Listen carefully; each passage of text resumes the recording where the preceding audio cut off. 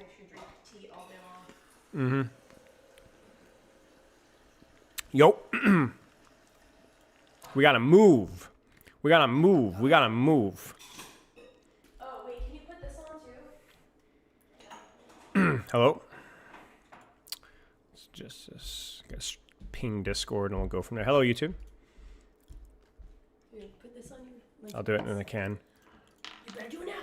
No. Yes. Hello, Luna.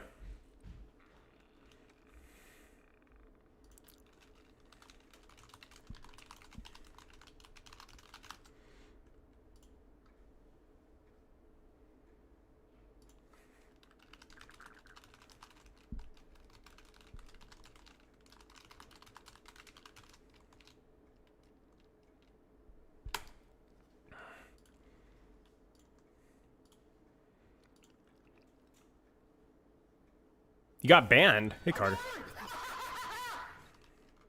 Hog time, hell yeah. Keep up the good work. We're cooking, boys and girls. You call ball players Democrats? Ah, wait, you actually got suspended in Overwatch? I thought you were joking. Wait, who did? Sarah Lee called ball players Democrats.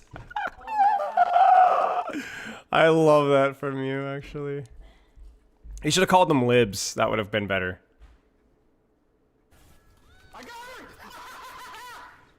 Suspend Sarah Lee from Hello, Twitch. Explosions. Thank you for the 6 months. Hello, Tom. Thank you for the 6 months. 6 months. Suspend Sarah Lee from Twitch.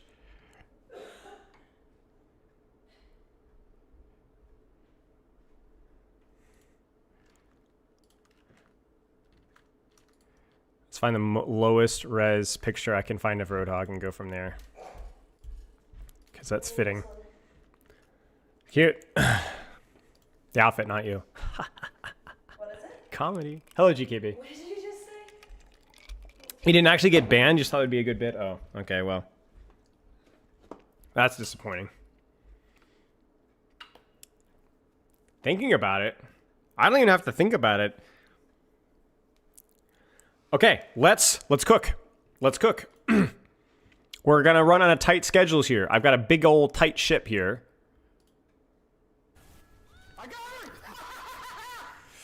Hashtag not my coach. Hello, Sawyer. Just a heads up, in just a few minutes, I'm gonna be officially YouTube maxing. You guys know what I'm saying, right? So I have scripts to stick with. I have students I say, guests to pay attention to. I have questions to read, statements to clarify. So, exclamation mark Corpa, yes. So you got me for like the next 2 or 3 minutes, and then I gotta lock in, because we're gonna have dirt on here to start us off in about 20 minutes, 25 minutes, and I've got to get through my segment first. Now, the good news is that I've went ahead and scripted out everything, so we should have a pretty decent time going through it. But, yeah. Can I leave early?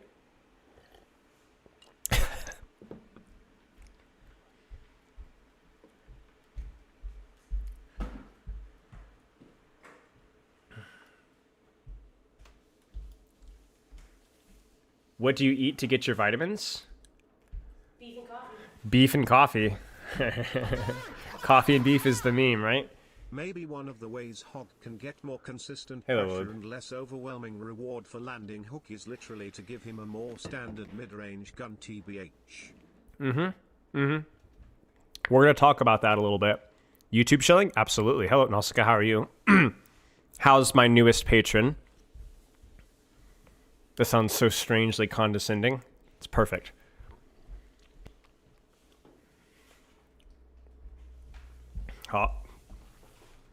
Hog is fine.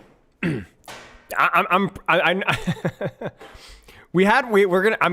have a response to that because we had a couple of those on Tuesday as well.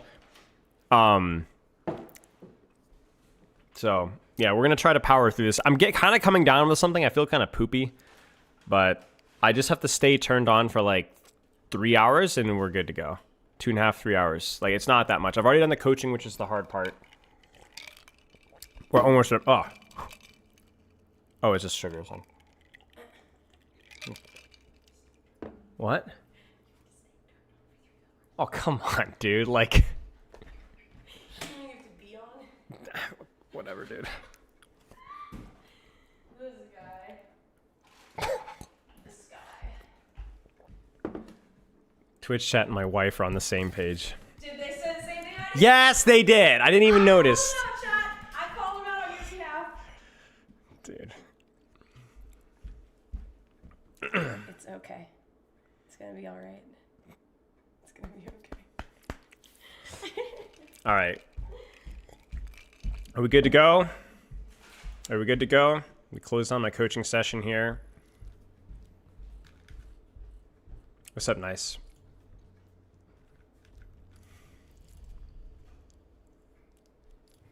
No, you missed nothing. Nothing of substance. Rainy afternoon with Thai food and hog slander? Best day ever. That's all right.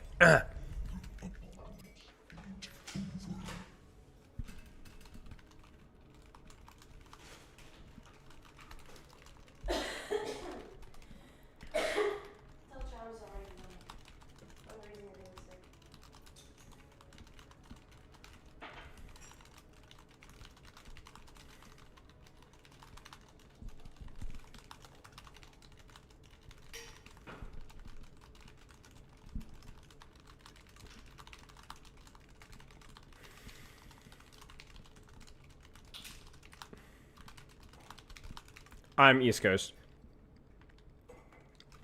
Okay. So condescending, shaking my head. Yeah. I think Realth will be here today. Realth changed around his schedule so that he could be here today, so I'm hoping he'll be here today. I'm gonna hand this to you and you put this on that. Which will be awesome because it's obviously... Good job. I like having Realth around, so... Oh, he messaged me today and said he could, so he's gonna be here. Oh, okay. He's scaring me, eat a dog. All right, here we go. Let's get everything pulled up. Cheeks are on fire. Cheeks are clenched. Problem with Roadhog.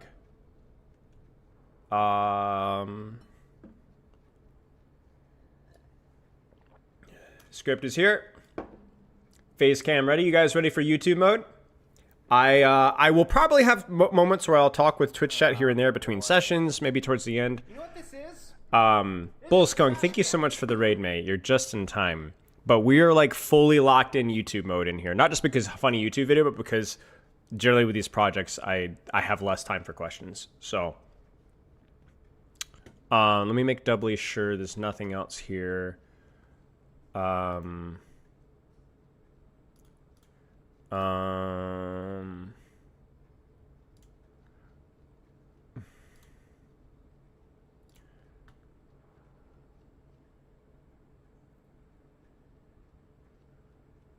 Let's see here. I think we're good. Okay, I think we're good. Okay, farewell.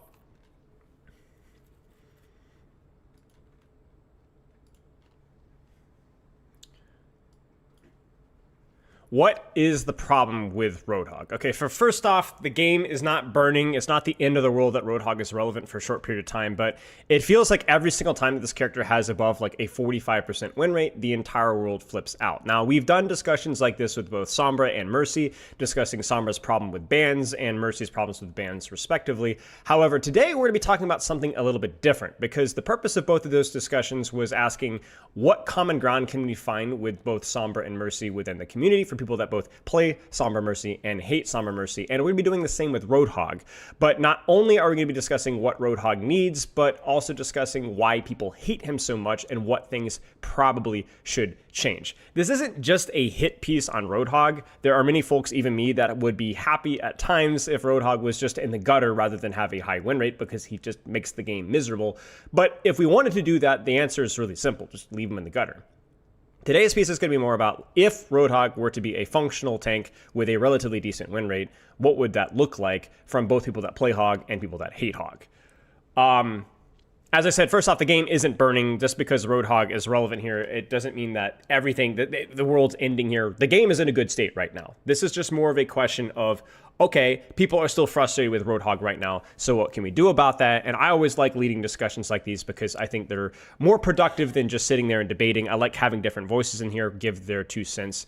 And today we're going to be doing that without really a lot of debate. I will be pushing back on a lot of these guests here and there, but I kind of want them to just kind of give their full demonstration of what they think about Roadhog.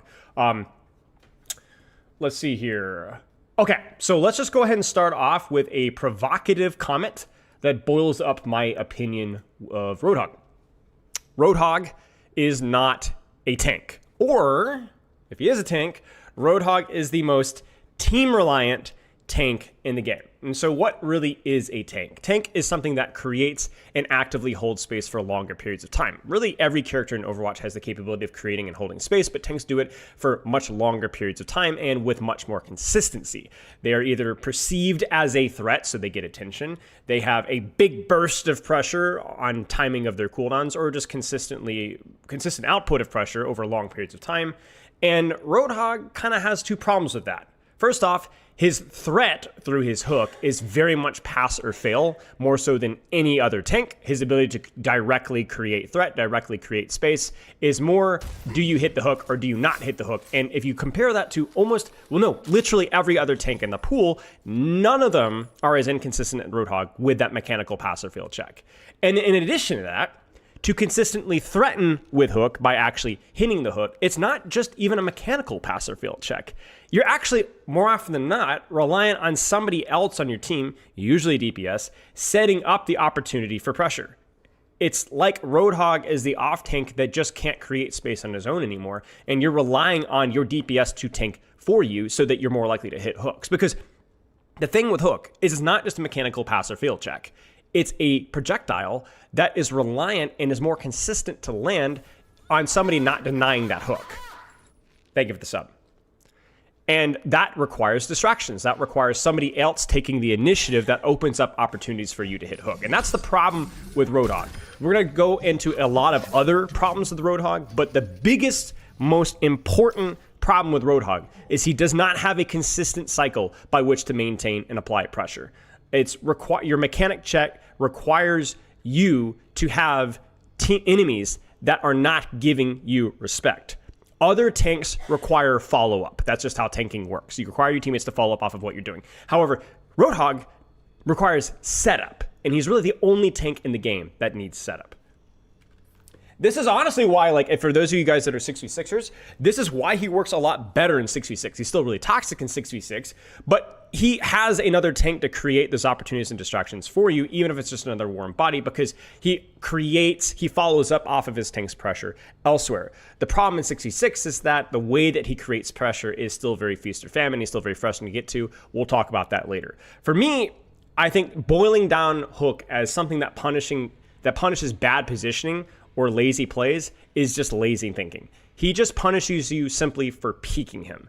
And the problem with that is then you have situations where everybody's giving full attention to Roadhog and you have a character that is incapable of creating space, especially if the map doesn't allow him to. Or you have a character that feels completely unstoppable because people are not respecting him enough. There's just no in-between with Roadhog. There's no consistency with Roadhog, and that's why he fails to fit in the tank category for me. So what we're going to do is we're going to go over a couple of things here that I'm going to delve more deeply into my problems with the Roadhog on a topical point. We're going to start with the struggle to create space. We're going to talk about the lack of punishment. We're going to talk about the team reliance. We're going to talk about the rework. And then we're going to actually talk about what I would suggest conceptually. Now, crucially here, we're not going to be giving specific fixes immediately. These are going to be more spiritual thoughts. In my opinion, Hog should spiritually look like this, and this should be the goal with Roadhog. And so we'll have some ideas maybe thrown around a little bit towards the end. Maybe some of our guests will go into more detail, but let's start off with Hog's inability to consistently create space. So one of the important points, and maybe some of you guys were screaming at your screen over, is wait, the threat of hook is creating space, right? The fact that you could get hook isn't that enough. If a lot of other tanks have threat as a method of creating space. Hazard can jump in and slash you. Wrecking Ball can engage on you and slam on you. Doomfist can punch you. But the difference between Roadhog and a lot of those other tanks is that if they don't get the perfect engage, if they don't get the perfect slash, the perfect AoE punch, they can still use those abilities as methods of directly creating space. Threat of Hook is space, but as we mentioned before, if a large percentage of your threat cycle is psychological, then it's not going to work. You need something that's concrete, that's actually workable, even if they're giving you attention. You can't fully deny a Wrecking Ball by just looking at him. You can't fully deny a Hazard by just looking at him. You can't fully deny a Doomfist by just not feeding his punch. They still will be able to consistently create space, just maybe not as much. There has to be a direct threat that cannot be consistently denied. Now, the scale of how much value that they get depends on how well you outplay them. Like if a Brigitte hits a whip shot in a ball, that really hurts his ability to hit space, but she can't shut him down completely. Now, one thing here is that his alternate fire definitely helps here. Alt fire is the reversion of the reversion to where he can actually apply fairly consistent pressure without hitting every single hook.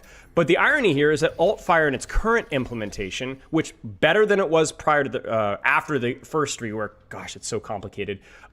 It's still feast or famine. So even the more consistent pressure of alt fire since they reverted it, which I'm a fan of, by the way, love that. It's still feast or famine. Right? You have an ability, by the way, like like this thing literally can one-shot Reapers, I'm fairly certain. No? Like we tested this, I think. If you get the spacing correct. Okay, that's not correct. You guys didn't see that. You could just straight up. Am I spacing this wrong, chat? This is awkward. Frick, did I get it wrong? I swear we were one-shotting Reapers with this. Oh, it's the perk. Oh, that's right. Scrap that. Frank is done exploding it. Man. We're too close. Okay, hang on. This is so. Wait. I mean, the fact that you can one-shot Reapers with one alt fire, I mean, that's not going to be happening almost ever. But there's so much feast or famine depending on the situation. Whereas if you get the range wrong, it doesn't work. It doesn't do much damage. So even with his alt fire, which is more consistent pressure output, kind of like Sigma poke, it's not nearly as consistent as Sigma's poke even. Roadhog has a hard time creating space, is essentially what I'm saying, through a consistent mitigation cycle. Walking forward with shield, rolling, jumping to an off angle, either through having some form of mobility, even Malga, right, can consistently create space by running to a side angle, right? Either through mobility or the ability to move forward while effectively mitigating is simply healing a consistent enough form of mitigation. Is this, like walking through a choke as Roadhog, is this actually a consistent way of taking space to the Roadhog? And if you've ever played Roadhog in many circumstances, you could probably guess the answer is no. And that's a huge problem. Now, moving off of that here. Second problem, lack of death as a consistent punishment in many circumstances. So the whole concept of Roadhog as a kind of a fish and then heal yourself playstyle means that he's not often directly punished with death for his failure. And what this does is this provides a lot of inconsistent feedback on your performance and why he's the definition of a selfish character. Supports, DPS, tanks that lose games with a heavy bias of I lived, didn't I, are arguably really not healthy for the game. There's a couple other ones. I think Life Hoover at times could be a little bit like this, but they're very unsatisfying to play versus. You don't get rewarded with the kill when you outplay the character, and the lack of risk for the person playing the character is also deeply unsatisfying and muddled. In other words, you could go a game with 30% hook accuracy, but if you hit the hooks that matter, you can win the game. But they can also go with a game with 30% hook accuracy, and because you didn't hit the few important hooks, just because you went 25-1, you could still be the reason that your team lost. Because, oh, I didn't die. Yeah, but you didn't take any risk. You weren't able to create enough pressure, not be able to create enough space. Lack of death isn't a good feedback, and Roadhog, more often than most characters in the entire game, certainly in the top 2 or 3, is able to avoid death based off of his own selection. He can just choose to not take risks if he doesn't want to. And that doesn't really provide a very clear gameplay loop about, oh, I did something wrong. So it's not just bad playing into Roadhog. Sometimes you literally can't kill the guy and it's like, bro, I outplayed him and he just walks away. That sucks. But then also it doesn't really feel good to play as Roadhog because some of the better characters of the game, we're talking about Tracers, we're talking about Lucios, we're talking about Ashes, we're talking about Winstons. When you make mistakes, you get punished by dying for those mistakes more often than not. And so it creates this whole discourse of like, was it taking too much risk? Could I have done that but just played it better? That's kind of how the game should work. You die for your mistakes. You don't just get indirect value. I think leaning completely into indirect value for a character, indirect feedback, is really unhealthy. And the irony here is that we're talking about like how he never dies, I never dies. But in some circumstances, Roadhog's weaknesses are so pronounced, he's actually completely incompetent as a character and dies off of cooldown. So he swings wildly from being incredibly unkillable if you're not running the right composition and the right map to being completely dead off of cooldown. I don't know how much professional Overwatch you guys have seen. We've seen Roadhog a couple of times recently. I have a distinct memory. I don't remember, was it, I believe it was Korean OWCS a few weeks ago when we saw Roadhog versus Orisa in Lijiang Tower Control Center. It just literally could do nothing. Like, no angles, no space, no nothing. Face smashed in, literally nothing that the guy could do. Just impossible. And I have my own little conjecture here, my own little anecdote here, where I don't know if it was on stream, but like this past week or the week before, I made the mistake of not banning Roadhog because my guy picked Roadhog and favorited Roadhog. So I'm like, I'm not going to be a good team player. We're playing attack first point on Eikevald, and they're playing Sigma, Hanzo, Zen or something, and he couldn't do anything. He could not get out of the choke. My supports, even my supports DPS, we were creating so many angles, trying to get this guy out of the choke, and he could not walk out of the choke. Right, you've even seen some Roadhog with Symmetra in OWCS, right? Like, he could not take space versus that because his walk forward, he just got rocked and then died, or naded, or discorded, and every single time. There was nowhere to go.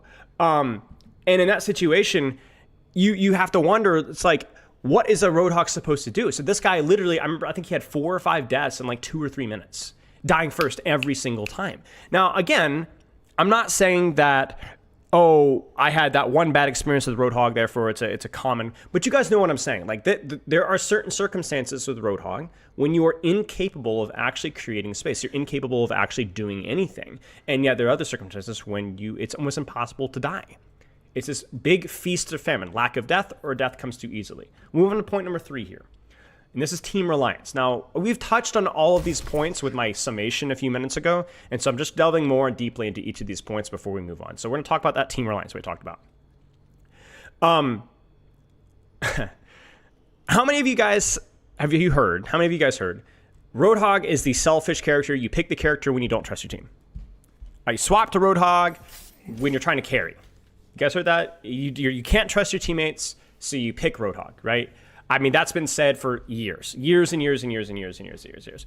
argument, I actually find him to be, as you can probably guess where I'm going with this, one of the most team-reliant characters in the entire game in many regards. He is unbelievably team-reliant on multiple factors. He's reliant on his team's heroes. Oftentimes you need Kiriko cleanse. I mean, the one time that I think Roadhog was ranked meta way back earlier in Overwatch 2, Kiriko meta, right? He needed the cleanse. He really benefits a lot from having very angle-heavy DPS. So DPS that are very good at taking space aggressively to set up those hook angles on main, creating opportunities for him. He's relying on enemy characters. There are several counters which create this weird dynamic where he can be carried through the ban phase if he has cooperative teammates. Like, do you want to win? I'm favoriting Roadhog. Do you want to win? So you better ban my guys. If you don't ban with me, then you're going to throw your own game. So you're like, dude, this is why people ban Roadhog, even if they have him on team, because like, I don't want to play this game with you. I don't want to have to ban Orisa. I don't want to have to ban Ana. I don't want to have to ban Freya. Situationally, Hanzo, Sigma, Zenyatta, the list goes on. Even on maps that are really broad, I don't want to have to feel like I have to ban Tracer, Genji, and Flashpoint because my Roadhog's not going to be able to do anything, right? And then it goes even more than that, right? Oh, frick, unlucky. We talked about that Eichenwald example, right? Love you. Sorry. Drive safe. Love Be safe. Love you. That Eichenwald example. Oh no, I have a Roadhog OTP on an escort attack, walking through a choke. Guess I can't play the game now. Congested maps. You have to deal with problematic characters. If I get Roadhog and Eichenwald, I have to ban Sigma or Ana. There's not enough space for him to get out of the choke. I have to ban Freya. There's way too much verticality for her to play. Ranged maps, you got to deal with the snipers. Congested maps, you got to deal with the brawl tanks. You have to deal with the problematic characters. And so he's basically reliant on his teammates, the enemy team, the map, to be a perfect little ecosystem where everything works out perfectly for him. And the funny thing about this is he's also abusive of the ban system because he is a character that is so heavily carried by the bans that if you get cooperative teammates, you will boost yourself SR more so than almost any other character in the game. I mean, even characters like Malga, Ramacha that have definitely clear counters for sure. I think Roadhog even trumps them. I think even so you're left in the situation where it's like, do I want to ban and help my Roadhog because I want to win this game? Or do I just, frick this Roadhog? I don't want to have to play everything. He's unbelievably reliant on those situations to work out. And finally, we're going to talk about the rework, okay? Because I think this one's important because this is why we keep having this conversation. And I don't just want to talk about the rework on a perception of, oh, it failed, and this is why. I want to talk about why the rework failed, and this is why, and what we need to do in our future reworks of this character. So let's start with what it actually did. Obviously, you guys remember the pig pin, the extra steps to the one shot so that people complain less about the one shot because it takes more time for him to set it up. But adding extra steps, listen carefully. Honestly, if you guys haven't been paying attention to anything else, this is the most important thing. Adding extra steps to the one shot does not address the issue. It did not make him more punishable or more consistent. It did not allow for more consistency in taking space. In fact, it introduced even more inconsistency. It's a one-sided approach, making the one shot more effortful when it was actually needed. Like actually, back when you actually had a trap hook, right? That's not really the problem here. It's not the ease of the one shot. In fact, having an easier one shot makes the character more consistent, which makes him ironically less problematic to play with. Obviously, playing against is a whole other story. But guess what? It's the inconsistent output and the lack of counterplay. And with Pigpen and the rework, it was still there. Nothing changed. Either broken trap, as in it was broken, like easy to shoot, zero utility because you couldn't throw it anywhere. You threw it at your feet. That was basically it. And so if somebody shot the trap, well, GG's, go next. Now I can't one shot anymore, right? So incredibly inconsistent value with trap. Or you would put it behind a wall where it was actually impossible to deal with. It didn't deal with the problem at all. He still does the one shot thing. Or if you, for whatever reason, you can get an angle on his trap, then he can't do anything. A vast portion of his kit is gone, and this became even more important when he got the perk that gave him vape resource off of trap. Because you shoot the trap, and there goes half his vape resource, almost. It just made the bad cancer matchups for Roadhog to play into even worse, right? It didn't help him versus Arrested that much. It didn't help him versus that. It didn't help him versus that. However, it made the matchups that feel terrible to go into Roadhog even worse. All my days playing Reinhardt into that version of Roadhog was terrible. Absolutely terrible. Just felt miserable. Permanently CC, permanently hooked. Impossible to punish. It didn't make him playing him any better. It didn't make playing him any better. And it ironically took away the consistent, quote-unquote, pressure of his alt fire because his weapon reversion, they changed how his weapon worked, meant that his range pressure was really, really bad. So if you didn't hit your hook, you didn't have the fallback of, oh, I can put a little bit of pressure from range. You didn't have anything. So it actually made him worse, more inconsistent, and it demonstrates exactly why it's important for you to understand what the root problem is. The inconsistency of his output, the feast or famine, and the inability to consistently create space. Pigpen and taking away alt fire did nothing to address that problem and made the problem worse. And so this is why sometimes there's situations when I disagree with developers on the philosophy behind what some changes were being made. But then there's other times when I think the problem is being completely misunderstood, and this was one of those moments. And so this is why it's so important when people talk about, let's give a wind-up to Roadhog hook. Let's do this. Let's do that. Let's make vape a cooldown. Everything stops until we make this character's output and consistency with taking space more consistent. If you don't address that, nothing else you do matters. I'm not saying that those are bad ideas, but they are bad ideas within a vacuum. It has to be within context. So let's talk about what Roadhog needs. Okay? Notice that we're not going to get into specifics here today. This is not a rework project. That would take a lot more time. Maybe something we'll do in the future. But for right now, spiritually, Roadhog must have consistent pressure cycles that either create hook opportunities for himself, like I'm creating my own opportunities, or means that he's not as reliant on hitting the hooks to be able to consistently put output pressure, either through some mobility, kit dynamism, whatever else. This is why, as I said, thinking about wind-up hooks, vaping a cooldown, removing, adding trap, it doesn't matter. It's not super meaningful without fixing the original problem. Alt fire definitely helps here a little bit less pass or fail, but still. Roadhog must be punishable by death when he makes mistakes to provide feedback to the player and to encourage a reward-risk ratio that every other character in the game has to go through. Roadhog must, because of these things, have some form of kit dynamism. In other words, different things that he can do that opens up counterplay into the Roadhog. And as the Roadhog, counterplay, not immunity, to be able to deal with these situations. Now, in terms of some observations, some suggestions, maybe being a little bit more specific, we're just going to kind of bulletproof. We're just going to quickly go through these. I don't think, okay, this is going to be where my opinion comes in. And, your mileage may vary. You don't have to take this as gospel. I don't think Roadhog can maintain one shot with its current effective range. I think it's too strong, which means that as long as he has the ability to hook 20, 25 meters, I don't remember the exact range, in one shot, most characters in the game, it's too valuable of a skill that gimps him from ever being effective in any other situation.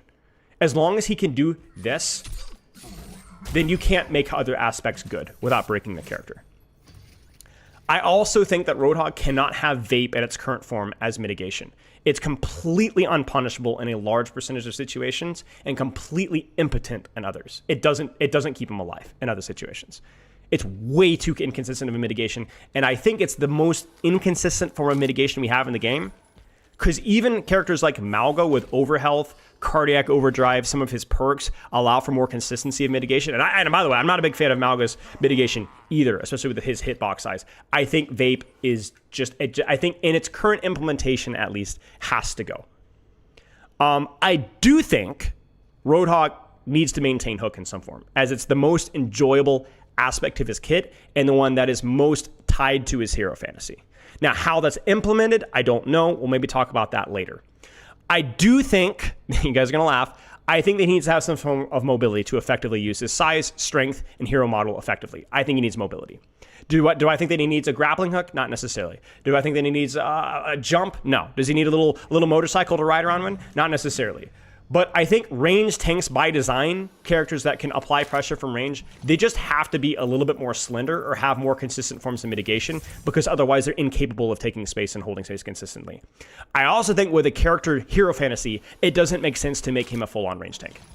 I just don't think it does. He is a brawler, he's a bruiser. We've seen more of that with Overwatch 2. So then how do we mitigate that? How do we make that happen? And we don't have healthy brawl tanks without mobility. Like, if you look at characters like Ryan, you look at characters like Hazard, you look at characters like Malga, hit or miss with Malga. You even look at characters like Ramantra. They have some form, even Orisa, right? Like, as bad as Orisa is, there is ability to move and rotate more consistently than Roadhog. And so he is the slowest tank. I guess with the exception of Zarya, who has better range than him, who is more slender, right? He needs mobility. Now, the scale of that mobility should be reined in, I think. I don't think it should be ridiculous. I think it should be relatively tame, but he needs something to be able to kick space. I want to highlight again how Orisa and Malga's gameplay looks look like in bad circumstances. Go back to that Icon Vault first point. Go back to that any situation. If you're in those bad matchups, your mobility, whether it's through Javelin Spin or Overrun, is how you are able to take space without dying. And you could do that consistently, right? Roadhog does not have that capability, and that's why he's stuck in the choke, right? And even Azari can get the verticality with a right click, right? Because Roadhog doesn't have even a controlled form of mobility. If he's stuck in a choke, he's stuck in a choke, and that means he's unable to create hook opportunities. I also think, kind of tying, this is kind of all tied together. I'm not adding, this is more of like kind of clarifying. I do think that Roadhog probably should have another ability to spread the dynamics of his kit out. Probably that mobility tool, but probably a mobility tool that actually can also be used as a combo tool for hooks. I wouldn't mind if hook was a multi-step process now. I wouldn't mind if Roadhog had a mobility tool that could be used to help finish off tanks. I wouldn't mind if Roadhog had a mobility tool that you can either use it for offensive pressure, for defensive pressure, body slam, gas explosion that could launch him up. I don't know. There's a million things that you could think about, but probably one cooldown that has multiple different applications that allows you to contextually decide what you want to do. What that is, that's not really what we're looking at today. Again, we're just looking at like conceptually what I think Roadhog should be thinking about. This isn't really, again, a Roadhog rework project, maybe at a future time, but it's more to channel the direction and the discourse surrounding this character, because most of the suggestions and critiques I see for Roadhog, and I'm talking 95%, completely miss the mark of what would make him a functional character. Wind-up hook isn't going to work. Putting vape on a cooldown is not going to work. Removing one shot right now is not going to work. Giving healing to his team, not going to work. Nothing addresses the root issue, which is the inconsistency of pressure, the inconsistency of taking making space. And so everything that we do with Roadhog has to start with that. Now, once we answer that root issue, then we can start to kind of weave and adjust. Do we reduce his hook range? Do we take away one shot? Do we put vape on a cooldown? Do we remove vape entirely? Do we give it a different form of self-sustain? Whatever, but we has to done with consistency. Consistency is the goal. Consistency and flexibility. And once we do that, we have a Roadhog that is healthier to play into, but also a Roadhog that is more fun to play as well. Because most of the suggestions that I see with Roadhog, and this is a hit piece on Roadhog, right? That's going to be in the impression. But actually, most of the suggestions I see with Roadhog are just going to make him trash, and that's it. And that's what we want to avoid. Now, some of you guys are like, frick this character. He's not worth the development time. Let him rot. For you guys out there, if that's your opinion, sure, that's fine. That's fine. But we do these discussions if Overwatch, Blizzard, decides to put resources into Roadhog, then what would it look like? Let's try to answer that question. Are they? I have no idea. No idea. But it's worth a discussion, right? It's worth a discussion. Bro hates niche characters.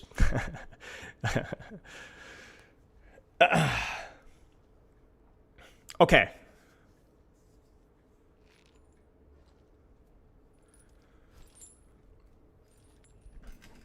Questions, thoughts? We'll take a few seconds here before we jump into a call with Dirt.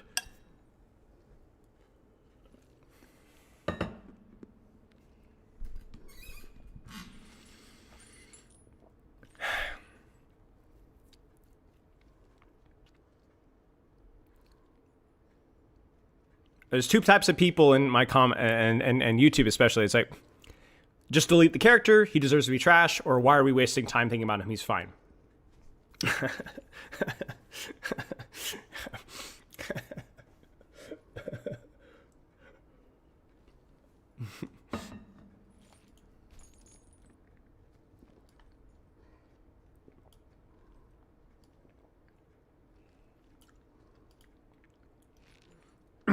Discuss his ult. I mean, his ult is hilarious because his ult literally is the exact same thing as the rest of his kit. It's one of the more inconsistent ultimates in the game.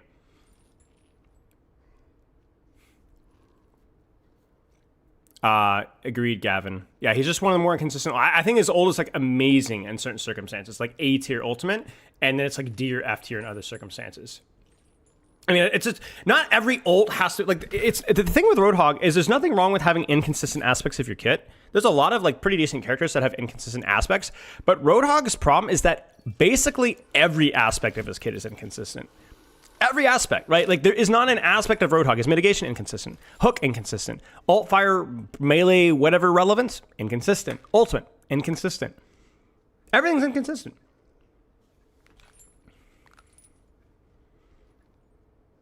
So, I mean, even his tank matchups are inconsistent. Like, you look at, like, is he good versus tanks? Is he bad versus tanks? Inconsistent, right? Like, we don't want to take away the design creativity that allows us to have creative and fun characters.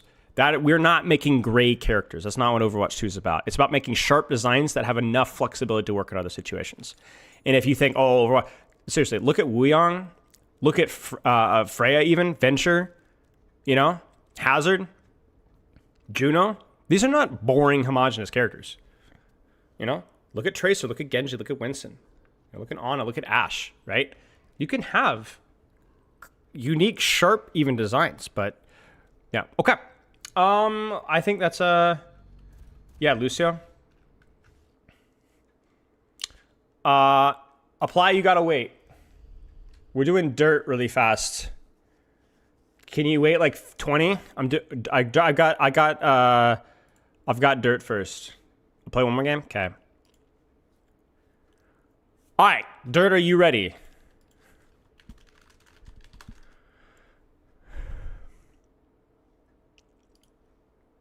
You ready? All right. I appreciate your time, mate. Thank you for your patience.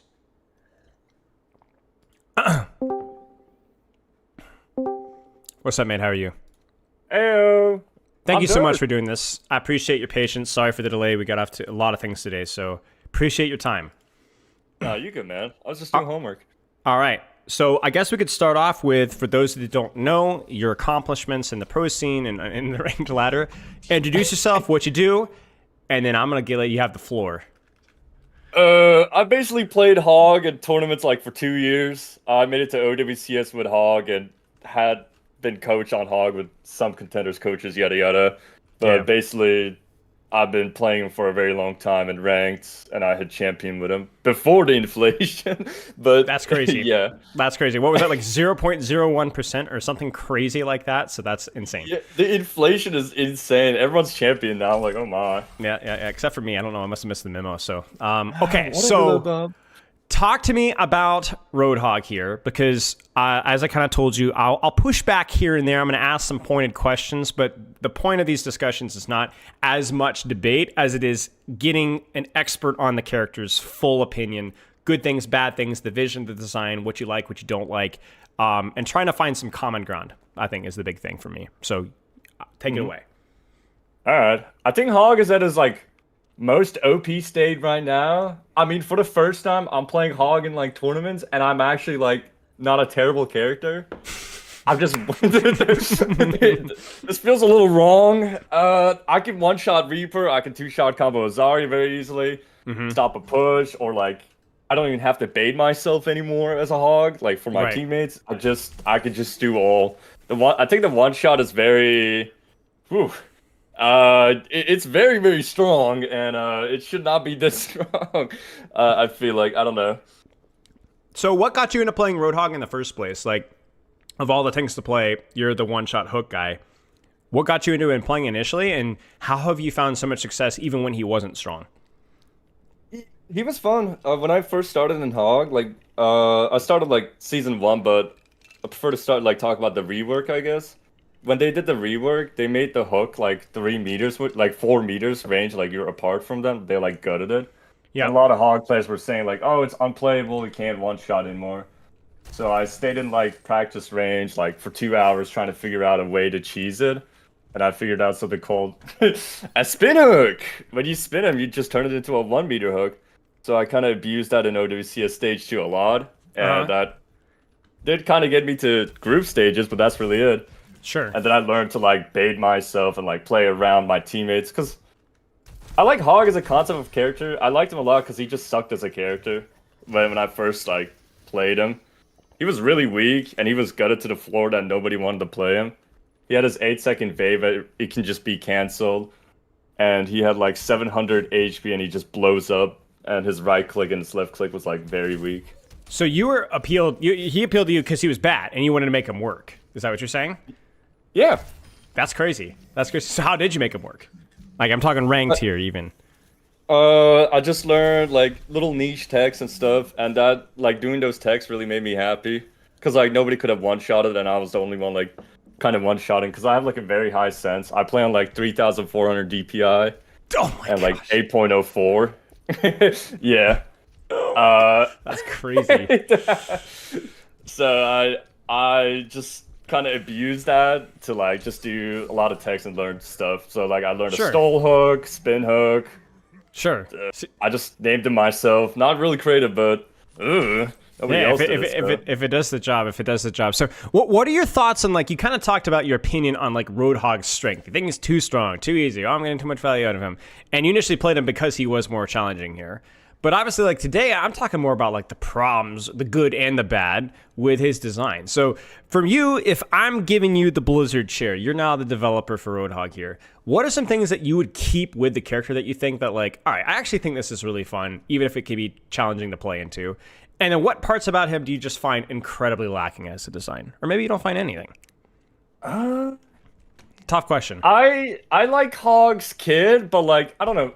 When Pigpan came out, it was like whatever. It just stood there and like did its job and just gave you more Vave with the pent up perk.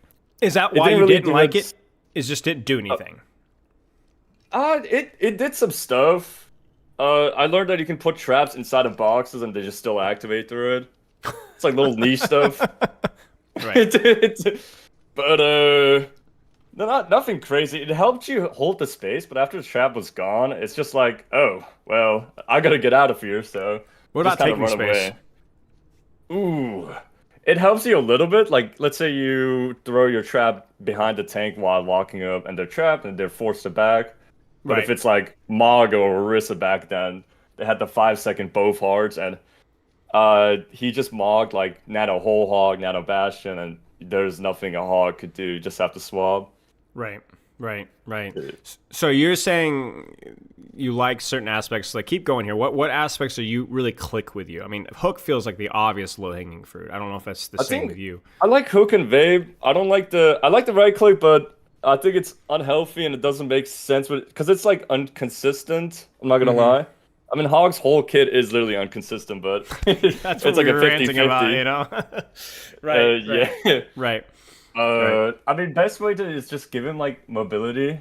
I would love Hog to have like a belly bash or something. I don't know. I feel like he needs to hold his ground or space like other tanks. Because Hog has his charge, and then he has like his insane levels of sustain with his hearts for a little bit. Then he charges back to like a tempo. Yeah. Or like Queen has like the Shao tempo, if that, Right. you know. Yeah, like the layering of things. Like you run, and then you cardiac, and then you have your run again, and then you can use your ultimate, and it's just like there's this cycle of pressure that allows you to hold and take space. And I don't know how you feel, but it feels like with Hog, it's like if your vape doesn't work, then you don't have other tools to hold or take space. Oh much. yeah, if you have no vape, you gotta be out of there like frame one, because you cannot hold the space if you don't have any vape. And like Makes the new sense. perk like they gave him like for the hook, that does nothing. I would say that's like Yeah. really like inconsistent again. Yeah. You just go speed vape. Yeah, because that actually gives you the mobility that if the only mobility he has to at least disengage a little bit or angle a little bit, right? Yeah. Okay. Well, so you talked about like you'd like to see some mobility. Are there any other things at Hog, like the hook, the vape itself, the ultimate, anything else maybe that he doesn't have that you would like to see changed, improved, leaned into more, or things that you just think are fine as is and that people overhate? I think the resource meter vape is pretty cancer, but Hog kind of needs it because if he goes back to the 8-second one, he is literally handless. Yeah, So- it's more inconsistent mitigation because once it's canceled, it's done, right? Like you're cooked, right? That makes sense. So And the consistency through mitigation, careful with the cooldown. Keep going. Yeah, and the hook is, I would say it's balanced. I mean, it's balanced in high elo, but I know how it's cancerous amount to like in low elo where it's like, oh, I'm hooked, I'm dead, no reaction. I think it would be really nice to add a little tad charge time, I guess, but just a little tad to a point of like at least the enemy can react to it, not like frame one death, and give it like more damage for taking away his like instant, I guess, hook ability. Yeah. Makes sense. What are your thoughts on his ultimate? That was something that I honestly didn't put a lot of preparation and thought into, but we had a good question earlier. What are your thoughts on his ult? Whole hog is very weird in tournaments and stuff. I usually save whole hog for specific moments. So if I see a Kiri rush, we use whole hog to get space, and that's really it. So like the rush is over, or we use whole hog to make sure like it's an inconsistent fight. We don't have any cooldowns. You just use it to push people away and reset, or use it for Orisa ult, stuff like that. It's inconsistent. It usually doesn't get a kill. It gets a kill if you see like a big ass wide area you can boop them off, or like a corner you pull them in. That's really it. I just use it to like give space to my team, so we can keep on holding that area. Right. I Do you play find hog that- like. No, Oops, finish sorry. your thought. Finish your thought. I play hog like in it like I gave myself like a rule, and hogs gave me like my old coach gave me a rule where it's like hog has 3 stages to hold. First stage is like you're very up, and then you go to second one, you're holding a little more, and third one is like you're fully out of the fight kinda. And how do you decide on that? Is that your vape resource or the situation of the fight? The first one is like you're very deep in their spawn kind of near. You go Right. for a hook. If you miss it or anything, you just kind of back to stage 2, and you play around like your covers. Try to make sure I don't spam vape. I like tab head, so I try to use it like a shield mitigation or stuff like that. Because That back makes sense. in like when I played in the group stage, Orisa and Maga was hard meta, and the best way to play hog was like to use it when you know Orisa's gonna walk and stuff, and spear and like try to tank everything at the same time you vape. Yeah. Play your range, Yeah, makes sense. I kind of like how you're describing whole hog. I mean, we talked about the inconsistency with with hook and with hog as a whole, but you're finding consistency out of whole hog just out of zoning people off, essentially disengaging, disrupting pushes. Yeah. That might be a good reminder for some of the mid-rank, low-rank hogs in chat is that you can absolutely use it to bully tanks, I'm sure, but maybe it's more consistent than we're giving it credit for. So yeah, it's good to know. You build it really fast on Miniature Babe. It's like really, really fast. True. One thing I'm kind of going through is I want to give you who are the heroes that you bully? Who are the heroes that bully you, and why? We'll kind of close with this. I mean, for right now, I feel like Roadhog's numbers are so up in the ceiling, he can basically go into anyone. I haven't had any problem. Like I deal with Maga a lot easier right now. Like not even a challenge. And Orisa can bully me, but it matters on like what kind of team comp it is. If they're playing more poke, Hog struggles a lot because he needs like a sim TP or like to at least cover the Those area. sim TP strats are crazy. Crazy. Oh boy, I love it. Yeah. I was thinking it like conceptually it deals with the problems that we were talking about, which was the inconsistency, because if you teleport, you're going to have a sight line for hook. It just comes down to a mechanic check at that point. And then you aren't punishable if you fail it, because sim TP is like 6 trillion HP. So it's crazy. It's crazy how that's been stratted out. I love it. Yeah, I mean, I had a sim one trick on my team. It just used that a lot, and it was just so OP with Hog. Yeah. It's kind of fun to watch. I'm not gonna lie. I mean, I have my issues with Roadhog, but that is pretty fun to watch, for sure, for sure. So matchup. So you're feeling like right now he's so overtuned, nothing feels particularly bad. Maybe situationally, Orisa, maybe situationally. I saw some thoughts on like, I mean, obviously On is a low hanging fruit, depending on whether you have a cleanse or not, depending on the map. How does Freya feel? Freya, if you play her covers right, she is very annoying, and she can probably stick like a lot more arrows, but she lost that major perk where she had her third bold arrow, so it's like not that big of a problem anymore. And Hog can just like, I don't know, his numbers are very overtuned, so I can't say like a lot of counters him. I would say Zarya Reaper can run over Hog if it's played right in a macro wise. Like if they do a 3-2-1, Hog can't really do much. Then see 5 people run at him. He needs like a sim TP or like someone to help him out. Sure. So if I were to give you, final question here, I won't take any more of your time. If I were to give you a short list, I need a couple of things that you would love. Dream list here. You don't have to be specific here. I know you mentioned mobility. Is there any couple of things that you would love to see Roadhog change that you think would make the character feel better to play and better to play into? What would make your short list? I think it would be like... best way is this: Hog needs mobility. He needs some kind of way to hold space. Hog is a very annoying character right now and very cursed. Like he's just fundamentally wrong in the game right now for Overwatch 2, and he needs to change no matter what, or he's just going to be very boring to go against or very OP. Okay. So. Okay. Yeah. Okay. Well, I appreciate your time, Dirt. Obviously, keep up the good work in OWCS. Do you have any socials to plug? I don't know how much you stream and make content nowadays. I know you're a busy guy, but I'd love to plug your stuff if you're down for it. I play Master League right now in rotation, but I do some streaming sometimes. I do YouTube content. It's just Dirt_OW. Dirt_OW. I play Roadhog. Twitch. I'll allow you play Roadhog. Yeah. Shocking. That's incredible. So Dirt_OW, and I'm looking on YouTube, and it looks like just Dirt_OW on YouTube as well. Yeah, that's pretty much it. All right, mate. Well, thank you so much for your time. Apologies for the delay. I really appreciate your feedback. Nah, you're good, man. Cheers, man. Have a good rest of your afternoon. You too. All right, Thank you. Bye-bye. All right, that was Dirt. I mean, he's legit, guys. Like, this guy's... The play at his level, even prior to the recent buff to Roadhog, you are insane. You have to be insanely good at this character. Like, this guy was competing in basically the equivalent of, like, top contenders.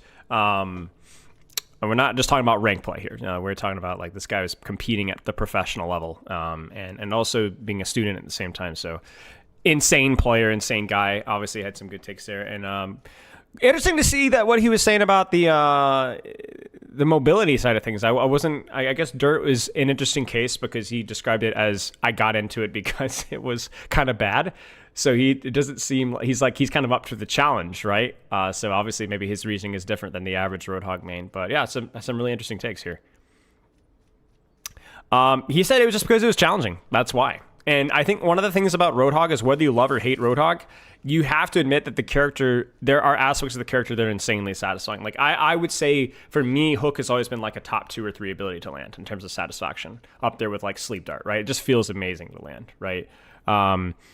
So yeah, it's hard, so he picked it up, and obviously it's some good thoughts here. So I will let's see if apply is done yet here. I know said he was in the game. Anima's coach. Yeah, for those of you guys who don't know, Anima, I don't know if Anima's, I mean, yeah, Anima's still coaching with him. Anima was one of my mods. He's been around for a long time, so. Following, thank you for the sub. Almost 1 year away, or yeah, almost 1 month away from the year, yeah.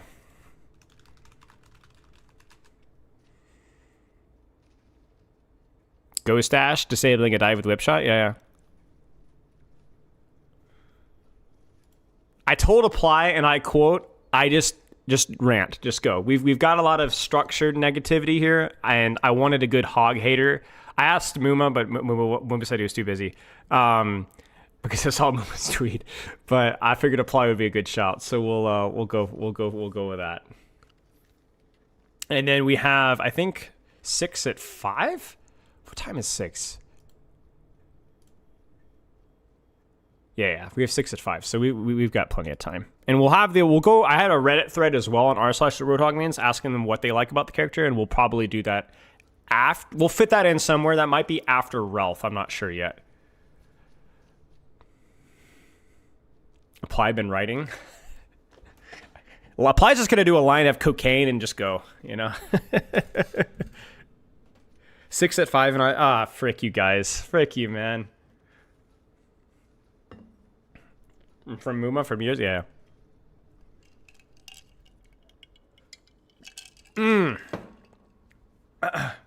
6 at 6.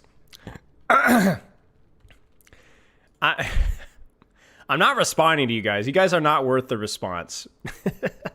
Oh my gosh! He actually is, dude. Look at this guy. This is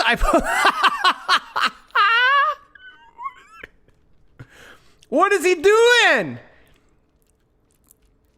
What is he doing? Bro, what is this?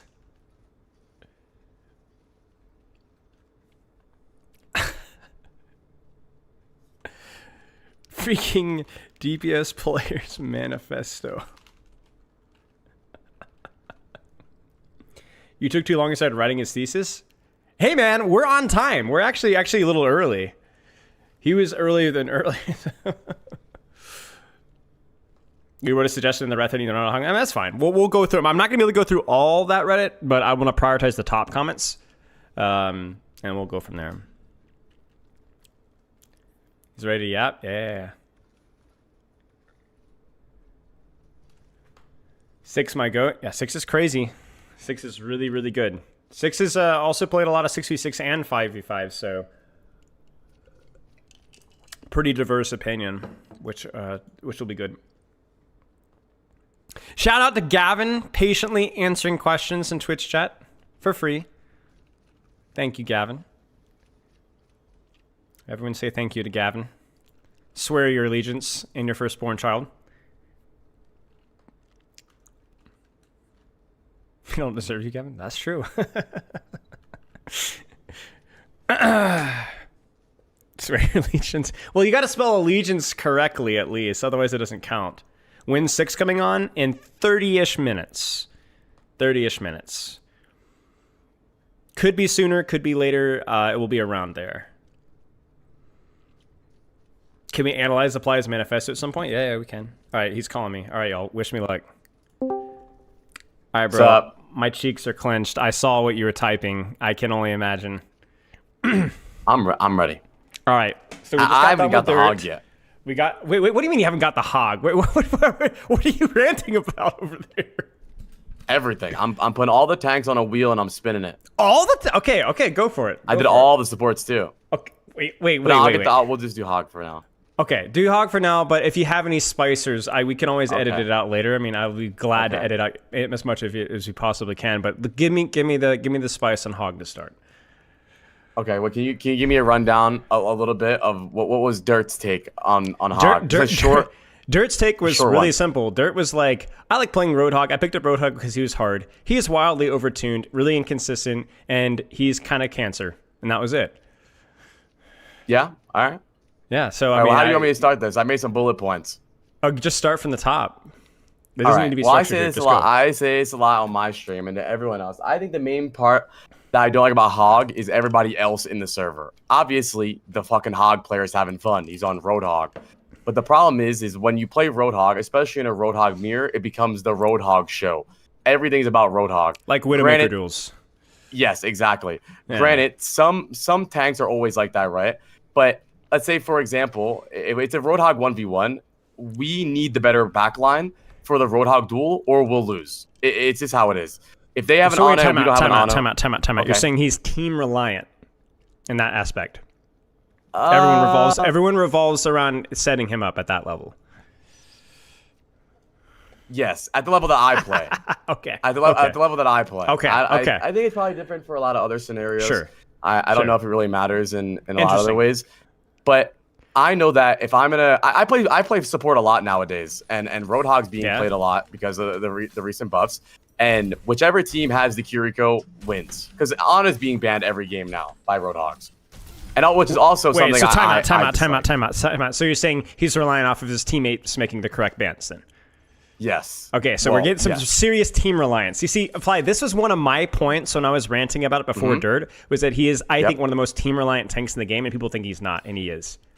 You're helping prove my point. Keep going. Oh, I like where this is going. It's simple. If we're in a Hog duel and they have Ana, we don't. What do we do? Right.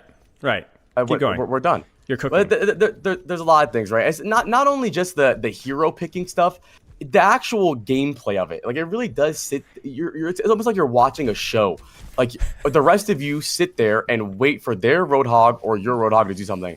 Obviously, it's not always like that. There's other ways to play the game, like different angles. But in a lot of situations, it really is which Hog makes the first move. And I don't like that about Roadhog. And there's... Now, question for you. I'm going to interject here because I'm going to make you kind of prove your point here. Doing that. Go ahead. Okay. So why is it more so with Roadhog than other tanks? Well, because with Roadhog, you kind of have to mirror more than other tanks. If you're playing Winston, you can play Diva. If they're playing Winston, you can play Diva. If they're playing Sigma, you can play Ram. At least in my experience, when you play tank into a Roadhog, the game changes completely. Overwatch isn't Overwatch anymore. It's Hog Watch. He's just standing there. He hooks everybody. He doesn't die unless you have an Ana, which is why I think he's way more reliant. Or it's just he changes the game too much. It's kind of like Widow. You said it. It's like Widow Duel, where I feel like when these characters are in the game, it's not really the core Overwatch that I enjoy. It's like it's their game. It's Roadhog's game or Widow's game. I agree. And I think I figured that. out why that is. I think this is my thought in it. I'm curious what you think. I think that the character's ways too inconsistent and relies too much on a certain aspect of his kit to provide value. Like, it's really easy to deny Roadhog hooks in theory. And if you deny those hooks, he doesn't do anything. Whereas you can't deny a Hazard from playing the game. You can't deny a Winston from playing a game. You can't even deny a Malga exclusively from playing a game. So Roadhog is either like, if you deny him, he does nothing. If you don't deny him, he runs the lobby. And I think that's the problem right there. I agree with that, which is, like I said, it's all about him. It's the same thing with Widow, right? Widow's either in spawn 2 and 10, or she's, freaking peak ons uncontested murdering your entire backline. You either play the game around them or you don't play at all. I agree. Right. All right, now we can change subject a little bit. I don't want to go too deep into this fucking rant because everyone talks about it, 5v5 versus 6v6. But I do think the Roadhog problem was enhanced with 5v5, mainly because he has more HP. There's not anyone else to help him. There's no other Devo or Orisa to block damage and nade and stuff like that. So it really did make it the Roadhog show. Where before he had a little bit less HP, a little bit less healing. I don't know if he did less damage, probably about the same nowadays. But and the tank passives have made him much worse. So I also want to mention that is 5v5 made him a lot worse, but that's a can of worms. We don't have to talk about 5v5 versus 6v6. I think that it's true though. Like, I think again we go to a situation where you make a character that's situationally unpunishable, and now it's even more so. and then everybody's revolving around his inconsistency. There's no other tank to balance out the inconsistency of pressure output. Exactly. And then one other thing that I was talking about is like when you talk about like what an off tank is, you have a character that supplements their main tank in taking space, like directly through a bubble or matrix. Well, Hog doesn't do that. He's just the third DPS, but he does benefit from having another warm body to distract, because you can't hit hooks if everybody's looking at you. But if somebody else is looking, if they're distracted by a Ryan, Sigma, Winston, anything, then you are more likely to hit hooks. So his consistency of hitting hooks was way higher in 66. Now, whether he's good to play in 66 or not, whether he's a good character design or not, but I definitely think he was more consistent in 6v6. Like that's, I think, definitely true. You know, I wanna go back on what we were talking about earlier about how he's a team reliant tank, right? I think while he's a team reliant tank, he's also not a team tank though. That's the worst part about it. Is I think in some ways Winston is also a team reliant tank. If you have a bad backline, you can't play Winston. If you don't calm or you don't have a diver, it's hard to play Winston. But that he's a team tank, right? He plays around his team. I don't think Roadhog helps the team at all. He just needs his team. That's the problem. He needs to be babysat, and I don't like that a lot about Roadhog. That's another big thing I don't like, where it feels like everyone needs to play around Roadhog, but he doesn't help us at all unless he's doing good, obviously, and hitting every hook and killing everybody. There's nothing that he does for. What does Roadhog do for the team besides kill people? Yeah. There's no matrix. There's no bubbles. There's no space creation besides killing people, and I think that's a big problem too. Well, there's a way to look at it. One of the things that I was talking about was like a character can be selfish, not just through their own selfish desires, like I can keep myself alive, but also because he's not always punished for his mistakes in comparison to a lot of other tanks. So you can kind of be like, well, I'm damaging, I'm popping off or whatever, but you're actually not doing enough. And because you're not dying, you think that you're the real king. Like I remember I had this real problem when I was coaching a lot of Orisa players way back earlier in Overwatch 2, where they'd finish the match like 34-5, but their supports were like crying, throwing every resource into them. And then they were wondering why their supports were dying, or why their DPS weren't getting resources. Because he's just a resource hog, right? Funny. And of course you're getting literally everything. You're crying for literally every resource, and so of course you're going to finish off with a good KD. You know, right? And I think another point about his kit in general is every character is centered around something, right? Like Genji's surrounded by his dash, Tracer's blinks and whatnot. I think Roadhog, obviously, his main focus is his hook, right?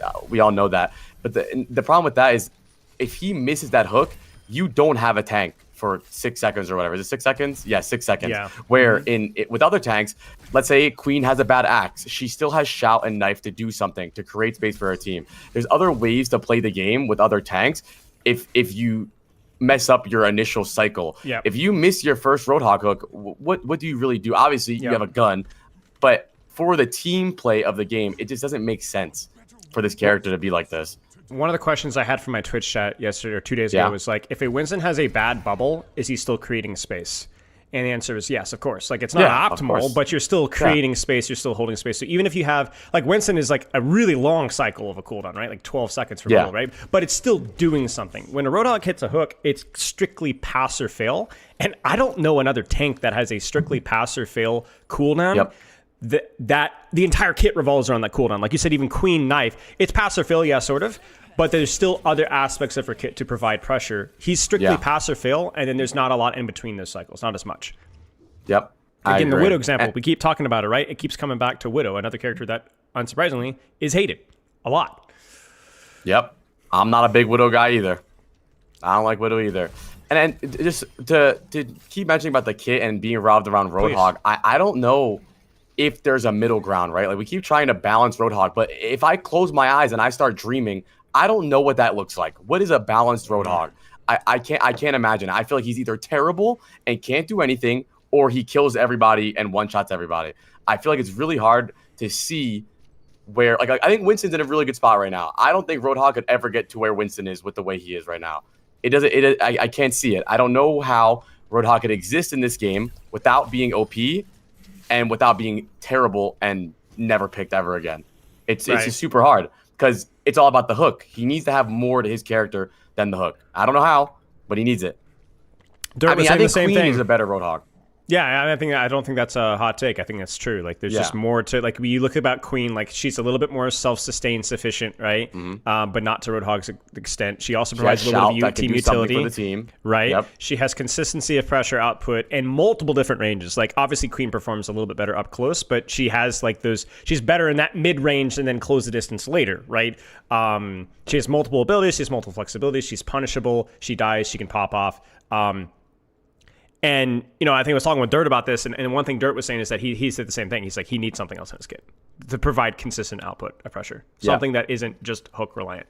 I mean, you know me, like, I'm going to be like, oh, some form of, like, limited mobility, but even something just, like, as a combo tool, right? Like, something that you can use in different situations to apply pressure and maybe even set up your own hooks or something that isn't going to be reliant off of whether they're looking at me or not. A trap.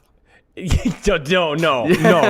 Talk about the most useless utility in the history of the world. A trap that's on the floor that anybody can shoot unless you can't literally see it, and all it is revolving around his one shot. Yeah, I'm not a big fan of that. And you know, I think we talked about this on Plat Chat a little bit, and I actually love the idea that you had where I don't like his combo. It's not a combo, right? You can say, well, he has to hook and then he has to shoot, right? But that's not really a combo. When you think about combos in Overwatch, like Genji has to right-click dash, right-click melee. That's like the most popular combo right now, right? That's a series of mechanics that you have to learn.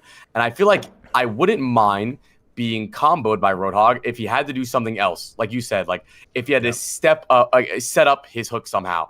I'm not really sure how. Or maybe if you hooked them in and you had to do something else, like, you know, knock them up or knock them down, or maybe not knock them down like a stun, but, you know, like maybe like an uppercut with Roadhog. Knock anybody up. Maybe don't knock anyone down.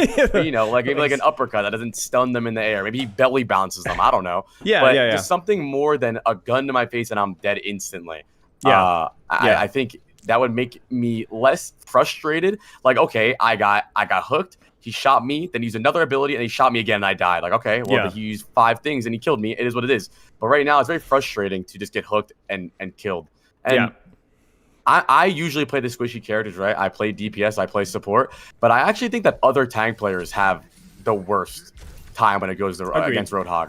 And it's not even just the one-shot thing. It's just, I mentioned it at first, just having to play around him. But everything that you learn about Overwatch when it comes to dive heroes and poke heroes, that changes so much when Roadhog's in the lobby. Right. Got a question in chat, which I want to answer. So what if you get set up by placing a trap? Well, the reason why the combo tool has to be a tool that isn't just used for hook. I think that's the key thing. Like, if you look at like the most healthy combo oriented characters, they're not characters that you go A, B, C. There are characters that can go BAC, BCA, CBA. You know, it depends on the situation, right? Like, I don't know if you ever played a lot of Rivals with Black Panther, right? That's why I think Black Panther was like, I felt like such a failed hero design, is because you kind of flow charted your combo every single time. You never ever changed up the order of operations. Whereas you look at a character like dash, right. Whereas you look at a character like Genji, you can dash and deflect out. You can deflect the close distance and then finish with dash. Like Tracer, Genji, every combo mobility, whatever oriented character, like the combo quote unquote cooldown can also be used to, like, for example, like let's say we do like a little mobility tool that you can actually that does damage. Do you use that mobility tool to finish off the hook, or do you use that mobility tool to set up on an angle that allows you to hit a hook easier? Right, which then means you can't one shot, right? So it's like you have to think about, do I burn my cooldown here? Do I burn my cooldown there? I mean, every complicated, fun character in the game does that. Do you use Ash's coach gun to disengage, or do you use it to reposition yourself? You know what I'm saying? Yep. I mean, mobility is an obvious one, but even something like on and nade, you have cooldowns, amp for Lucio, right? You have things that provide different choices, and like Trap was the definition of an anti-choice ability, because it was easy to destroy, it had zero range whatsoever, and you could just throw it at your feet. You couldn't do anything else with it. I mean, and I don't think we need more deployables. I don't think traps I agree. If our solution to boring game design and things not going well is to add traps, I mean, this game's going to be terrible. Yeah. But obviously, I'm glad that they decided to change that. Yeah. I do think the new Roadhog is more fun, at least. He's a little stronger. I mean, Allfire is more consistent for sure. Like Allfire is like 100%. It's still inconsistent because sometimes you just get randomly one shot, but at least between those hook cycles he can do something, right? Like it's not all feast or famine. But I think Blizzard needs to give up on surrounding the character on the hook. I know there's always in every game there needs to be a hook guy. I know every single game has a hook, the guy that hooks everybody. but I just can't see this character in 5v5 being based around his hook for the rest of the game. I just can't see it. And being in a good spot at least. Yeah, certainly not its current implementation. I think if they're going to deal with hook, it probably needs to be from less range. Yeah. And then have some way of closing the distance safely, which he just doesn't have right now. So yeah. Yeah. Okay. Yeah, I see people that talk about it a lot, and I think it's a funny thing to talk about. I don't even know if it would be very well, but making Roadhog a DPS wouldn't even be that bad of an idea. But I think it would just be kind of stupid if he hooked someone in. He'd probably die if he was squishy. Right. That's the problem. You see, there's that weird dichotomy of like, Roadhog is like this poke tank that pulls people close to him. Like, how do you function with that? You have to overtune his survivability, otherwise it just doesn't make sense. Yep. That's actually something I also wanted to. Well, I guess. I mean, they did that. Marvel Rivals does that with Bucky, and he has like a combo. But that's because Bucky is tanky, right? Like Bucky is like the tankiest, at least before they nerfed his damage or like nerfed his HP or whatever. Like I think they should have leaned into that more with Rivals, just like make Bucky's damage a little bit lower, but he's like the tanky like combo because he gave himself shields using abilities. He had a little bit more HP, right? So like that's why he was allowed to do that. Maybe they could do something like that with Roadhog and just be like, hey, don't hook tanks in for no reason, you know? My problem with the Roadhog is DPS is more along the lines of like, what are they gonna do with this hero model? like, like, what are they gonna do? Just like stick a pin in his butt cheeks, you know, like a balloon deflating? Like, I don't know how you would do that, but, like a reason he's working out lately. I Hog went on Ozemic, you know, like, I think that would probably be the best bet. Also, you actually mentioned he's a poke character that pulled people closer to him. And also reminded me another point I'll talk about where when we know the archetypes of Overwatch comps, right? Dive, Tracer Genji's good, Sombra, you can also play Flanker, Hitscan. Like the Brawl characters are really good. Yeah. But I don't think Roadhog has a comp. He's Roadhog. Like there's no what comp style are we playing? We play Roadhog. Yeah, we're playing poke, but I don't. There's a hybrid in all the wrong ways. There's a lot of other hybrid tanks. You Hazard's like the Brawl Dive hybrid, but like because he has enough consistency and flexibility, he can function in those. Hog is like you said, he's in between and has nothing to deal with random. He's a weird niche character that you pick. Have you seen him being played in pro meta right now? He has to be played with a Symmetra. Yeah, they literally TP. He has to. So you can TP hook. It's crazy. It's like that team reliance that we were talking about. Like you said, where does he fit? He doesn't fit, but I think he fit in a little bit in 66. That was a big part of it, and I think that when they deleted an entire role, I think a lot of the 66 characters got left behind. I actually think that Zarya. I like Zarya right now. I still think that she's not fun as the main tank. Agreed. I hate it, and I think she's fit a lot. She's adapted with their changes a lot better than Roadhog has. Because she's just a little bit more self-sufficient. She has, like we said, she has teammates or team reliancy, but also she benefits the team a bit with bubbles and grab as well. I think Roadhog doesn't do any of that. And I think they tried with the AoE heal, but let's be real. What are we doing? Well, it's not how Overwatch 2 plays, which is the irony. It's like the Overwatch 2 is way more spread, right? So like giving an AoE heal, that doesn't work in Overwatch 2 near as much. You know what I'm saying? In Overwatch 1, he doesn't need that. 66, he doesn't need that, and yet that's where it's being played. Like that's the irony. It's like I only saw that perk being used in 66 where he didn't need the help, like where he didn't need that utility, right? Which is so strange. All right. Well, I think I said all my points. All right, mate. Okay, all right. I'm going to give you 5 minutes. Is there any your manifesto, any other hero's manifesto? You have the floor, like this is your opportunity, man. Okay, can it not be a tank character? Yeah, it can be any character. Oh, any character? Yeah. I think Kiriko needs to be shot. All right, go for it. Go for it. 5 minutes. Okay, I don't know if I need 5 minutes, but I just don't. We all know that every character has a trade-off. In my opinion, a good video game character is someone that has a trade-off, right? They're very strong at something, but there's a trade-off, right? Tracer, very fast, slick, good damage, 175 HP, dies instantly to half the cast in the game, right? Things like that. Genji, really high damage, really good brawler, but doesn't get value unless he commits himself into the fight, and which is very risky. I don't think there's a single thing that Kiriko is bad at, besides you can say, oh, well, she's 225 HP. That's not a big deal. I don't think anyone really cares about that. And like I said, the same thing with the comp types with Roadhog. Kiriko is good with everything. Poke, dive, brawl. She is there is no situation that you can imagine in Overwatch where she is not a pick.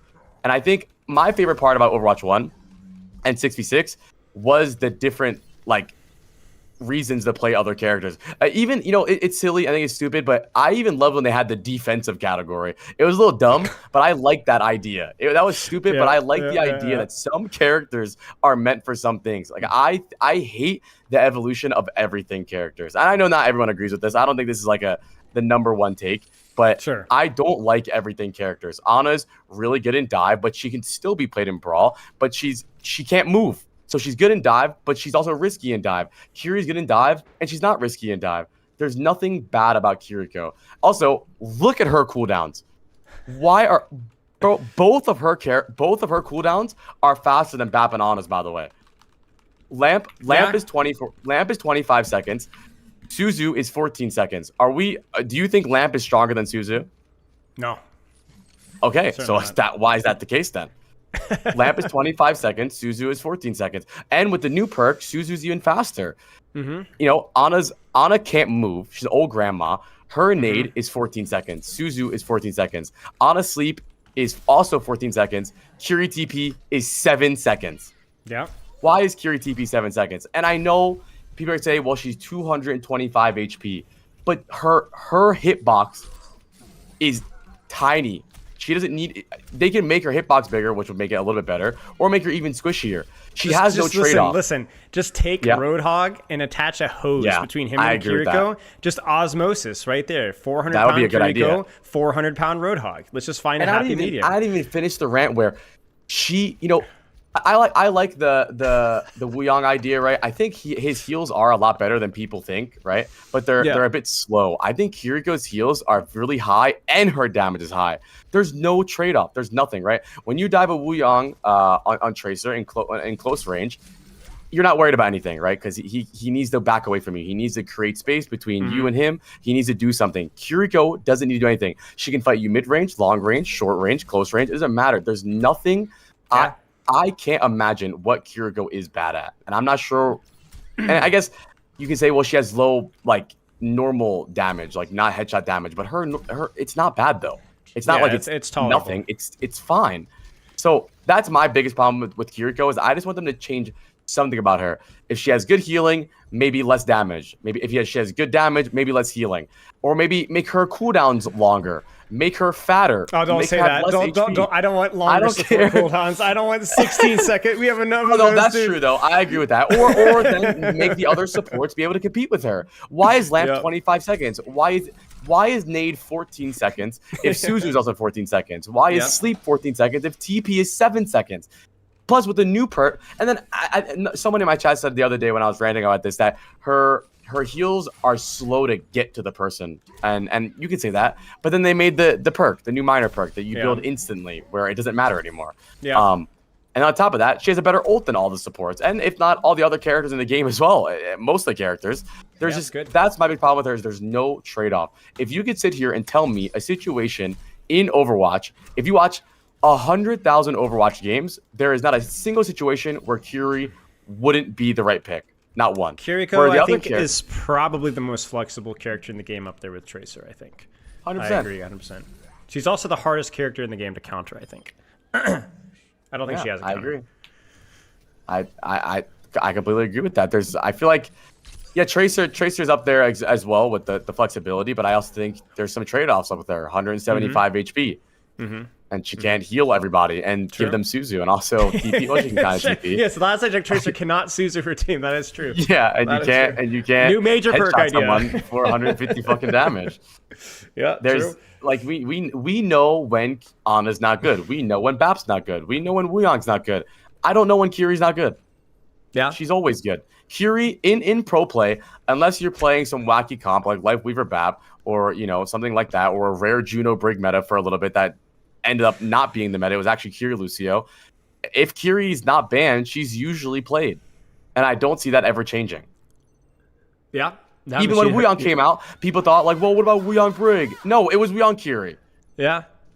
She's very flexible. And if you're at that level, you're going to exploit every single aspect. Now, I thought you said you didn't need 5 minutes. My bad. All right. You're right. All right. Gun to your head. Roadhog or Kiri dies. Who dies in the lore? Oh, shit. Well, I think Kiri is better, stronger in the game. Sure. I think Roadhog is a bigger problem.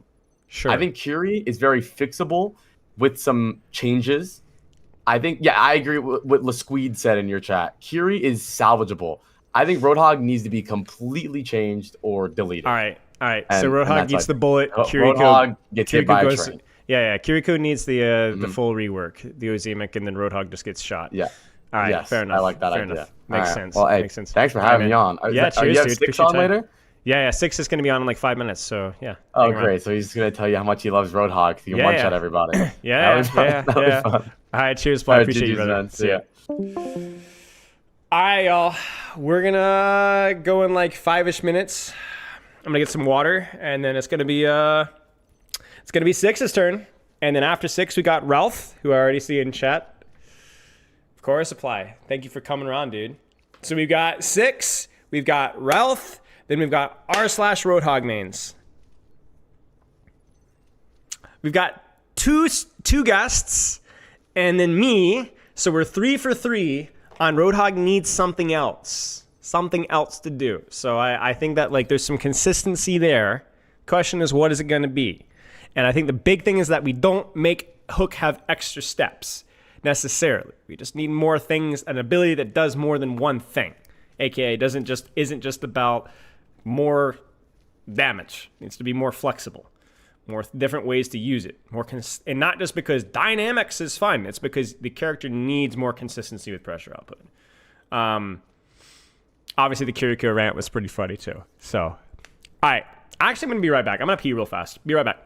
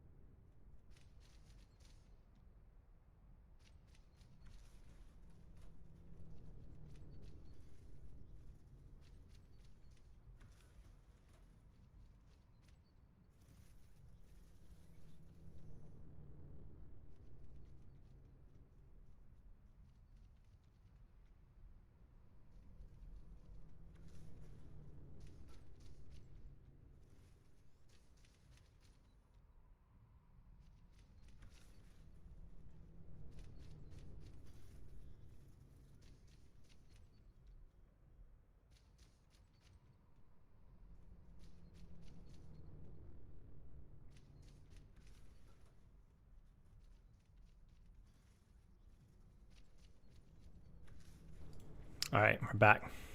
Had to take my pills. Freaking sickness, man. Life hack. When you feel sick, you're getting sick, ignore it and just go, ah, ah! And then you forget that you're sick because you feel like an idiot. Works for every time for me. All right, I think we're going to jump into the 6 here.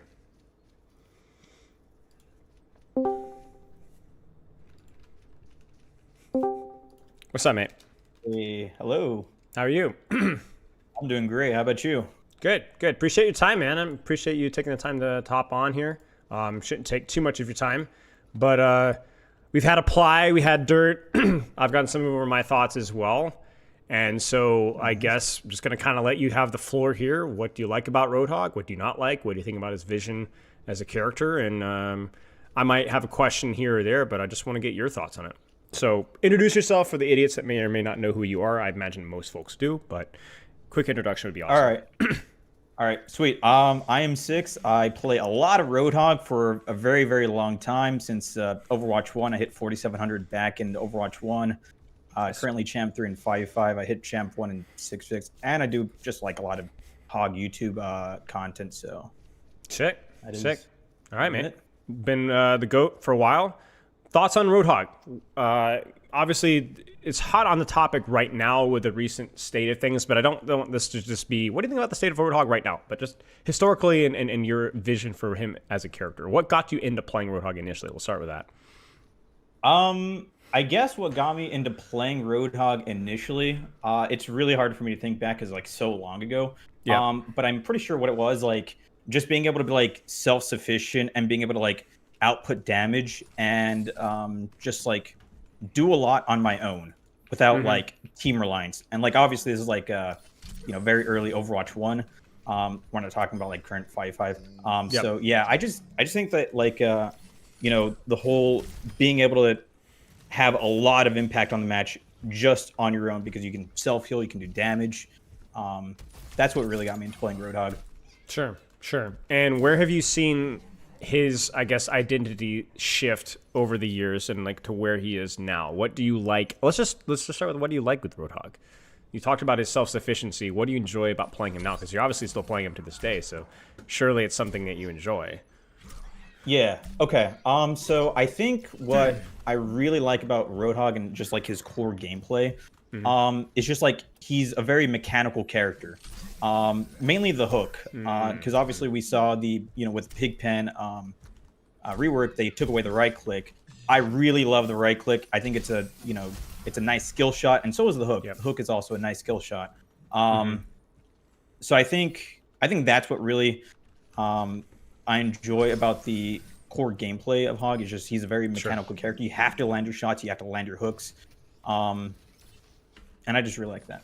Yeah, that is true. That is fairly unique for tanks. There aren't as many tanks that come to mind that are that uniquely mechanically reliant, especially when you factor in that alt fire. I mean, Sigma potentially comes to mind, but Roadhog feels so viscerally satisfying when you're talking about like satisfying abilities to land, right? Hook has to be in the top couple, right? Whether you enjoy Roadhog or not. It's completely different. And so for you, it's like those skill shots, those satisfying moments, that's why you play Hog. Absolutely. And like Zari's my, close second. Like Zari's like my second most played. Yeah. And, same reasons. Like, you have to track, you land right. some juicy right clicks too. So it's just like the pure mechanics of the character. Right. And I think when we talk about like what Roadhog needs, I think the consistent thing that I've been seeing from people that hate Roadhog, from people that love Roadhog, is that the mechanical aspect is just the most fun part. The gun, the hook, it's just fun. It's really fun. So whatever iteration of Roadhog that we want, preferably to have something of that form staying in. Don't give him a bubble. Not necessarily. Yeah, absolutely. So what do you not like about playing as or versus Hog? What do you find lacking? What do you wish was changed? Okay. Big question. I guess I'll go into the Roadhog mirror just because like I feel like that's a bit easier to go into right now. Sure. I guess if I'm playing like a Roadhog mirror, I don't really like. I liked it before when I was able to like pressure Roadhog with like the right click, primary fire, make him use his breather, and then just like hook him out of breather, and like it's just like innate cooldown, very punishable. Nowadays, not so easy to punish, and that could be pretty annoying, especially like if I feel like I got like a really good hook on the enemy Hog, just like runs away just vaping. It's just like Well, so you're saying as a Roadhog player, when I outplay the enemy Roadhog, getting a cooldown advantage just doesn't hit the same as actually getting a kill. Yeah, like I don't know, it's just, and it's kind of hard to like change that too, because like I feel like he does need the breather on resource, especially in 5.5. But I think one thing that I also don't really enjoy about playing Roadhog in some like 5.5 scenarios is if I have to like take space, it feels like I have 4 people looking at me, and it's just like I can't really do it. I can't really do much. Like, and it like forces me to like play just like objective like most of the time, and I just have to like I don't know. It's sort of like playing Dead by Daylight. I'm just like running around, just like trying to like survive on my own. So right. Something that we talked about is just it's so incredibly difficult to take space when people are giving you attention. It feels like every step of the way is just agony. Yeah. Why do you think that is more with Roadhog than other tanks in 5v5? Well, I mean, he has a huge hitbox. He has like virtually no mobility. I think those like the two main factors. And then also, I feel like there's also like this, this thing where players are just like, at least in like the higher ranks, they're just like smart, so they know to like wait out the one cooldown that they really need to wait out, which is hook. So I think those three factors really. Right. So you're basically saying I'm big. It's really hard to kind of mitigate through a lot of that stuff. It's easy to shut down, easy to shoot, and then also the enemy team knows when I'm a threat and when I'm not a threat. Basically. Yes. Yeah. Okay. I think one of the things that we were talking about with Apply, we were talking about with Dirt, and both from the hating and loving Roadhog side of things, there's a real difficulty to know exactly what he needs.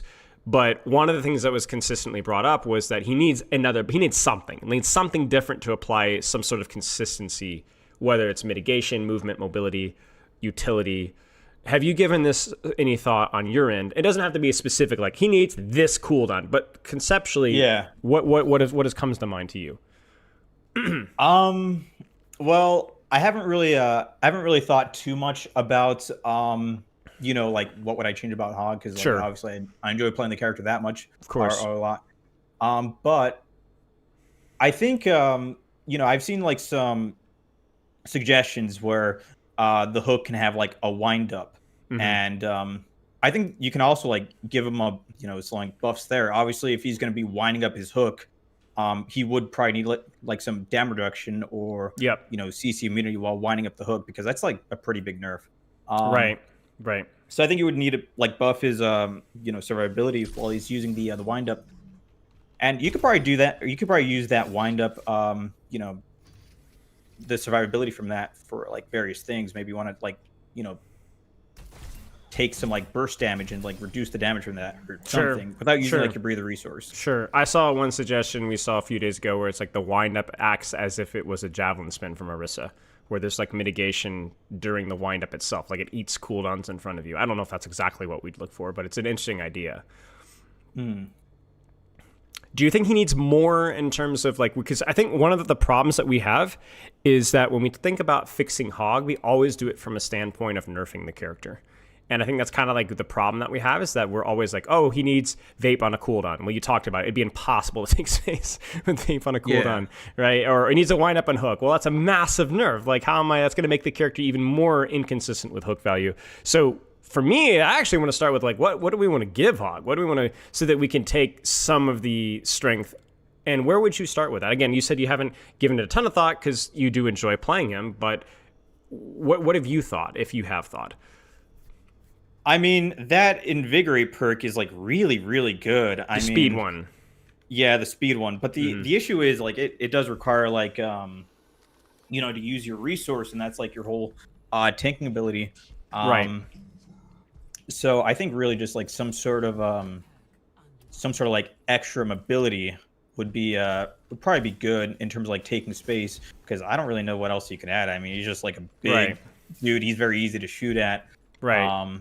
Well, you look at like Malga, right? How does Malga function if you've ever played, versus Malga OTPs? It's like Malga is pretty inconsistent too, but because he can run around and has damage reduction while he's running around, he can take space consistently. Not always going to feel great, but you can. Hog is nothing, especially if you don't have that major. Okay. What about his ultimate? Where we talked a little bit with Dirt earlier, and he's saying a lot of times in scrims, you can blow up tanks, sure, but he's like saying, I'm just going to kind of destroy the enemy team's tempo. They're using a support ult to engage to try to disrupt that. Where do you find value out of Roadhog's ultimate? Okay, so I've always had the opinion that Roadhog's ultimate is so bad that it's good. Like, you can just use it to get any inkling of value, just anything. Yeah. You can obviously use it to kill a single person. Sure. Or if I see a Mercy going for a res, I'll use my Hoggle just to boop her out of range. If they're using Katuna Rush, I'll just knock them back and just deny those ultimates. Even recently, Wuyong, new support, I'll just like knock him back with the hog ults whenever Sure. they're using the ultimate. So I think just finding like any value out of the ultimate is pretty good. So very inconsistent ult though. It's probably one of the worst tank ults in the game. But yeah, I think just finding any value out of it. Yeah, That's yeah. what worked for me. Yeah, makes total sense. Makes total sense. I wanted to talk with you because we've talked a little bit about some of the other utility and the other buttons, but there's one thing that you have that I think puts you in a different league from the people that we've talked to today, and that is you have a lot of experience playing Roadhog and 6v6. And Yes. obviously that's going to shift your perspective a little bit of it. You obviously hit Champ 1. It doesn't really get much higher than that. So what has that perspective changed? Because I definitely think it's a little bit different. And there are some things that make Roadhog feel a little bit better in that 66 format. So what's the good, what's the bad in the 66 compared to 5v5 for Hog? Okay, well, the good is he feels much better to play into, or play not into, but like play as, because you're not really just going to go against like 5 counters. That's just like the nature of a 66. Right. I feel very, very much less reliant on what my supports are picking. Right. So that's very nice. Now, can I interrupt you really quick? Can you elaborate on that in the 5v5 format? Because that was brought up earlier from Apply, where it says it's like, we talk about one of the things that you said earlier is that Roadhog feels very like I can do my own thing, at least in 66 back in the day when you first started playing. But one of my little theories is that I think Roadhog, at least in 5v5, is one of the most team-reliant tanks in the game, whether it's with bans, your team selections, any team selections. And you're kind of implying that here as well, where it's like you're not as screwed if the situation with your backline isn't the correct one. Elaborate on that a little bit. Yeah, like, okay, so in 5v5, man, if my backline locks like a Larry Lucio, I mean, what am I gonna do? Like, I can't do much. Especially if Ana's not banned, then I'm really gonna need that Curie, or else I'm just gonna really just like fall over. And I don't know, like it really does depend mostly what my supports are picking in 5v5. Sure. And obviously, thankfully, most of the time, whenever I'm playing, they seem to be pretty aware of what like to pick. But yeah, there's definitely more reliance in what your supports are picking in 5v5 compared to 6v6. Sure. He's just due to the sharp nature of his design, so very feast or famine. And in 66, so you talked about it. You said, there's a little bit less harder to all counter swap Hog. You're not quite as reliant, therefore, on your supports picking the right characters. Continue with that conversation. Okay. So in 66, I feel like he's obviously way less reliant on, supports, what the team is picking. Obviously, there's like still some. It's a team game. You're still gonna need to rely. But I would say currently right now, maybe Breather doesn't need to be on a resource in 66 because it's very, very strong. And some of the changes also, like the most recent changes are absolutely insane in 66. Before these recent buffs, Hog was already he was already pretty good in 66. He was like, I'd say A tier. Like he's very, very solid. These recent buffs, I'm pretty sure they just like shot him up into S plus tier in 66. So now he's just permaban. So it kind of sucks too because can't really play you him live that by much the in bans as Roadhog, or you die by the bans. Welcome to the club. Yeah, makes total sense. Makes total sense. Now I'm kind of one of the things that I was talking about on my end. I'm kind of more of these are my theories. I'm curious what the experts have to say. Was that we talked about the team reliance. One of the things that we've been talking about is the inconsistency. And this is something that we talked a lot about with Apply as well, where like not just with Hook, not just with your team's picks, not just with the enemy team's picks, but even just the pressure alone. Like if we talk about Hook as a mechanical check, well, how about can I hit a hook when everybody's looking at me? Not really, right? It just feels so incredibly hard, right? It is, as opposed to more than any other tank's engage cycle, it really relies on the enemy team kind of lose a lapse in judgment or a distraction, almost like a Widowmaker headshot. Otherwise, you just don't get it, right? And in 5v5, it feels much harder to force those lapses in judgment. You don't have a way of consistently creating pressure. It's only the threat of Hook, and I hope that somebody overpeaks me, right? Do you find that to be easier in 6v6 because of the other tank's distraction? Is it easier to find more consistent pressure in 6v6? Oh, absolutely. I mean, there's just like way more chaos like in 6v6. There's like way more things going on, more cooldowns going on. And you know, in 5v5, it's just like, okay, well, they have one tank. Just look at the Roadhog, make sure where he is. It's pretty relatively easy skill check, right?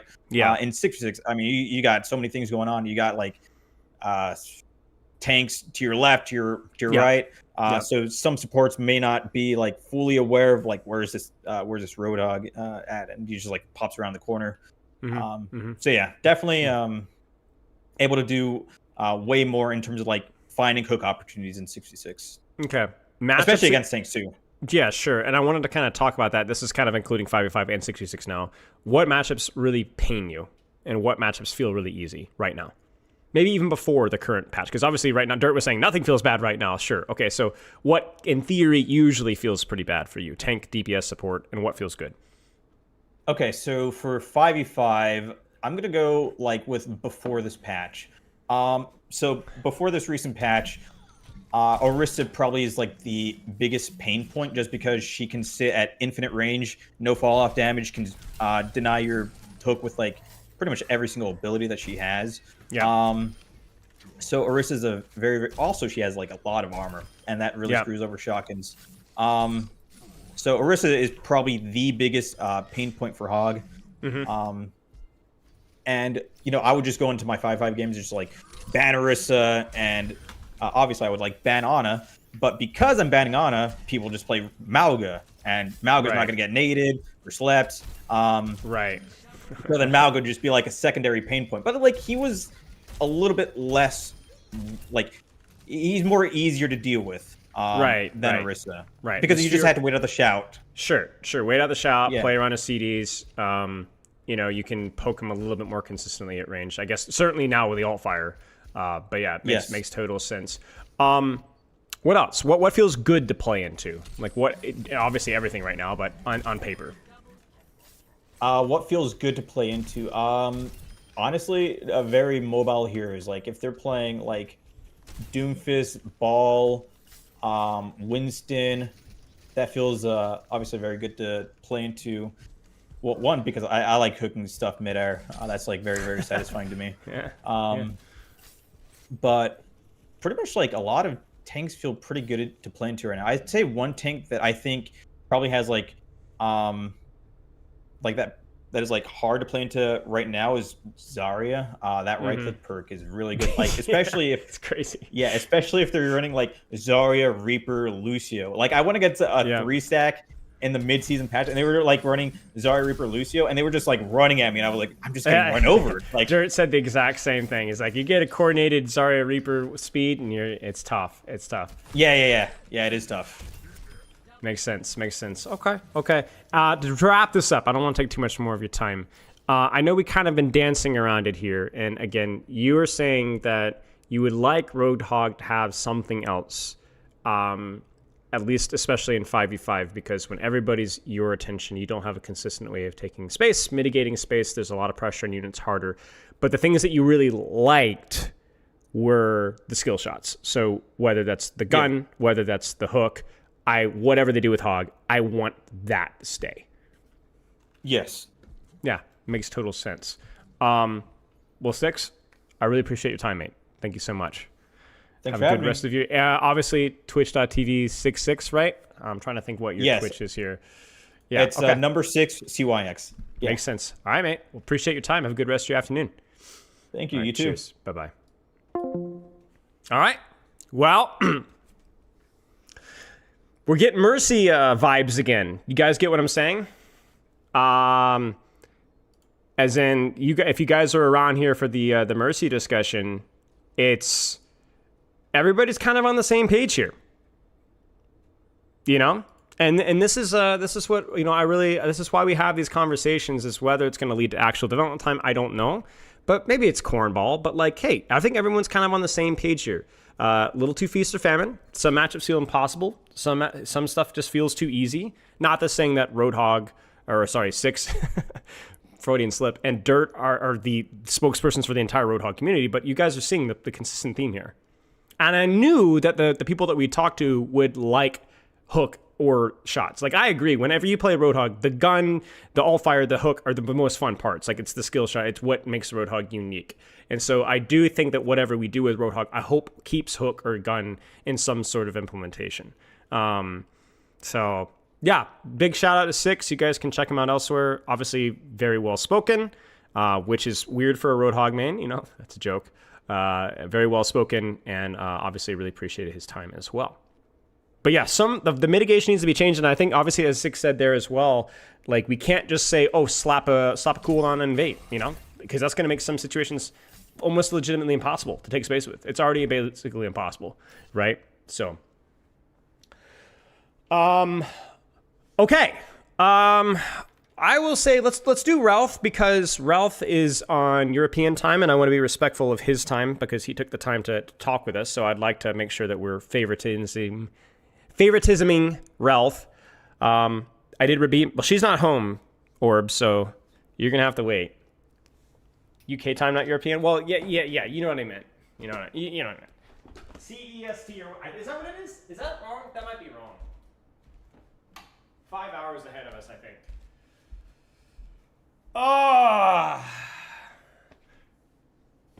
Potentially poke. Just because I don't want to open the floodgates, you know?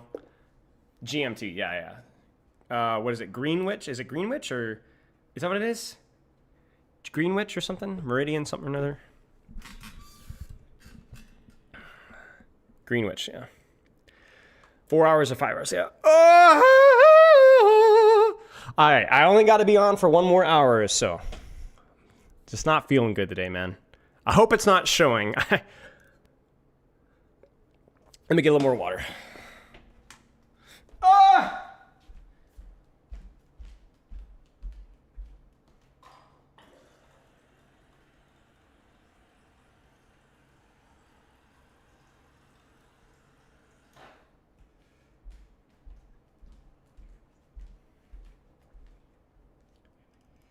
You never look good, don't worry. Oh, thanks, man. Greenwich? Oh, okay. Greenwich, I say. that sounds a lot more professional than... I also feel when I need to talk to people. Well, I'm talking Roadhog, man, so thank goodness we're not actually talking to real people.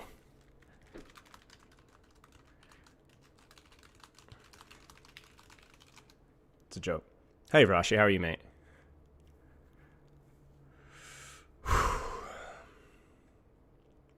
Last chance to pull that internet plug for Realth? No, it's community service. I feel sorry for him, you know?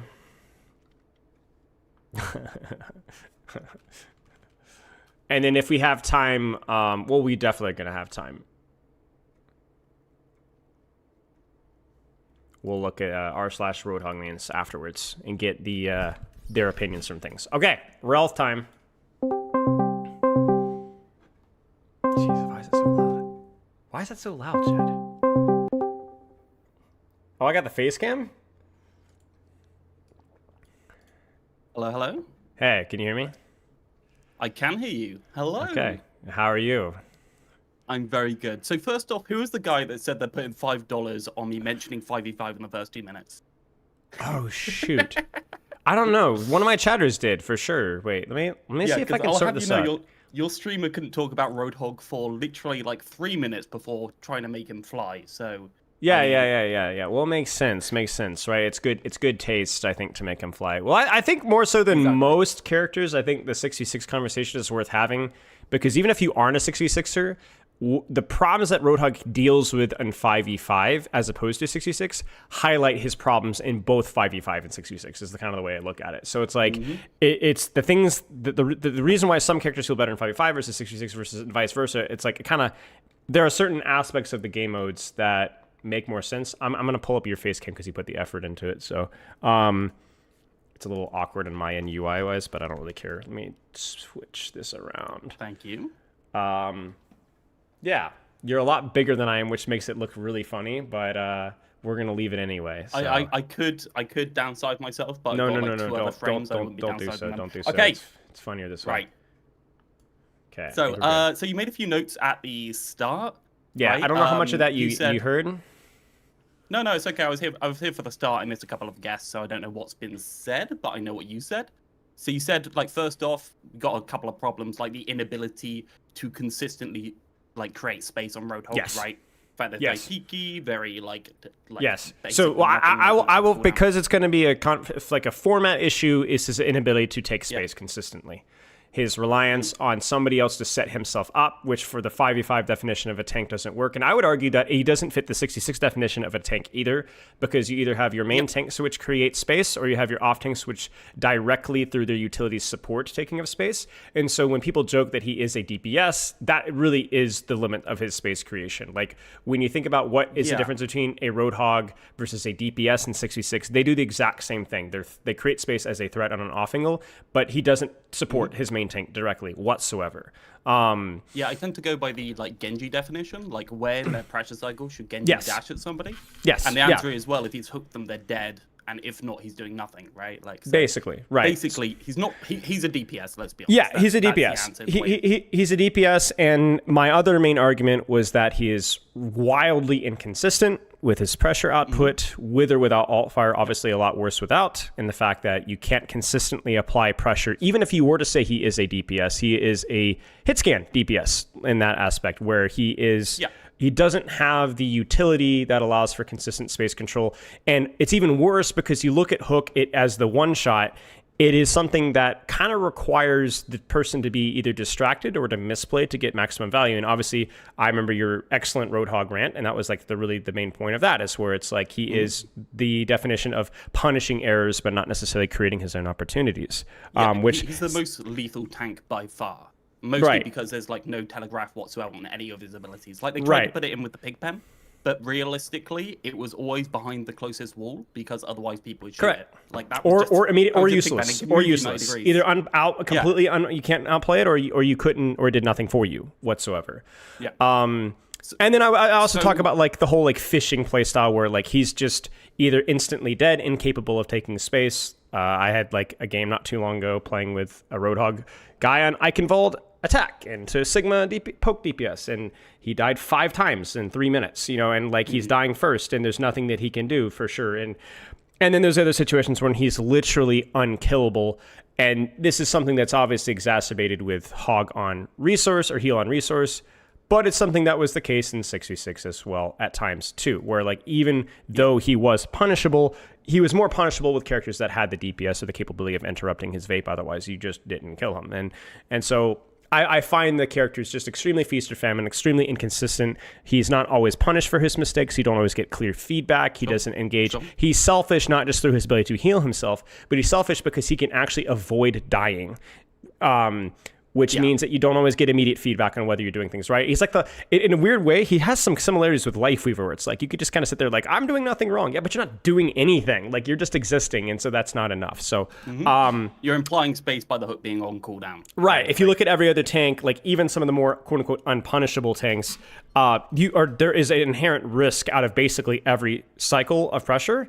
But there's also a cycle, it's consistent, right? Every tank is more consistent with taking space. Every tank can be punished for taking that space, whereas Roadhog is neither consistent nor always punishable. So,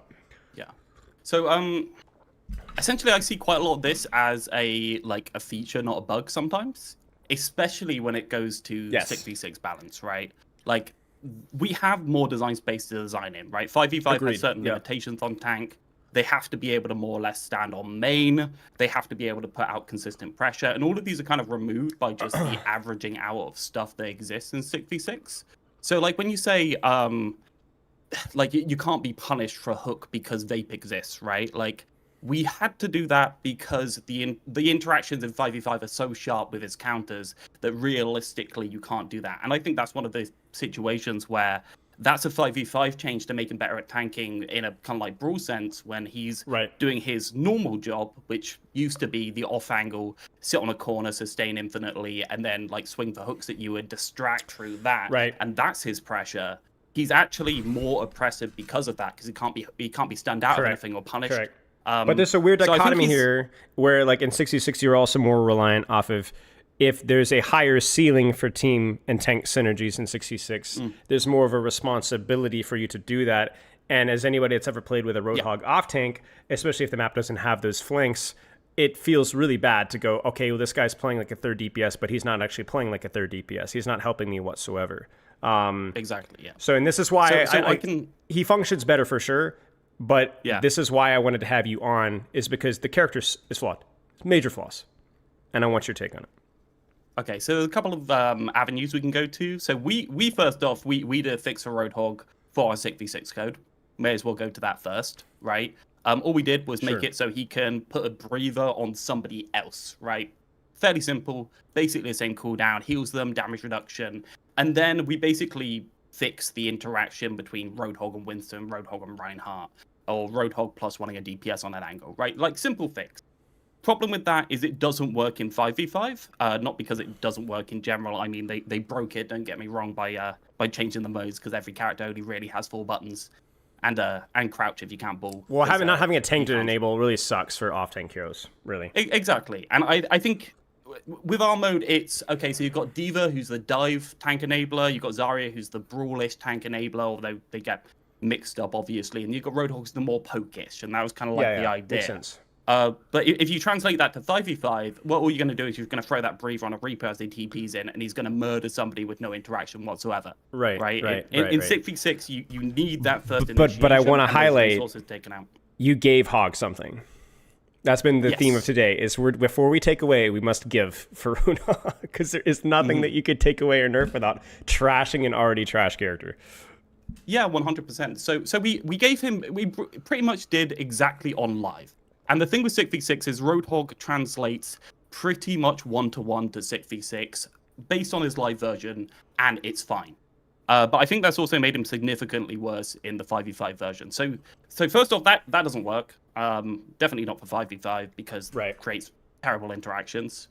So what can you do in terms of 5v5? Well, I think personally, as with everything, I think the lethal characters who kill you without warning from around a corner should be properly telegraphed. There's no reason why they shouldn't be telegraphed.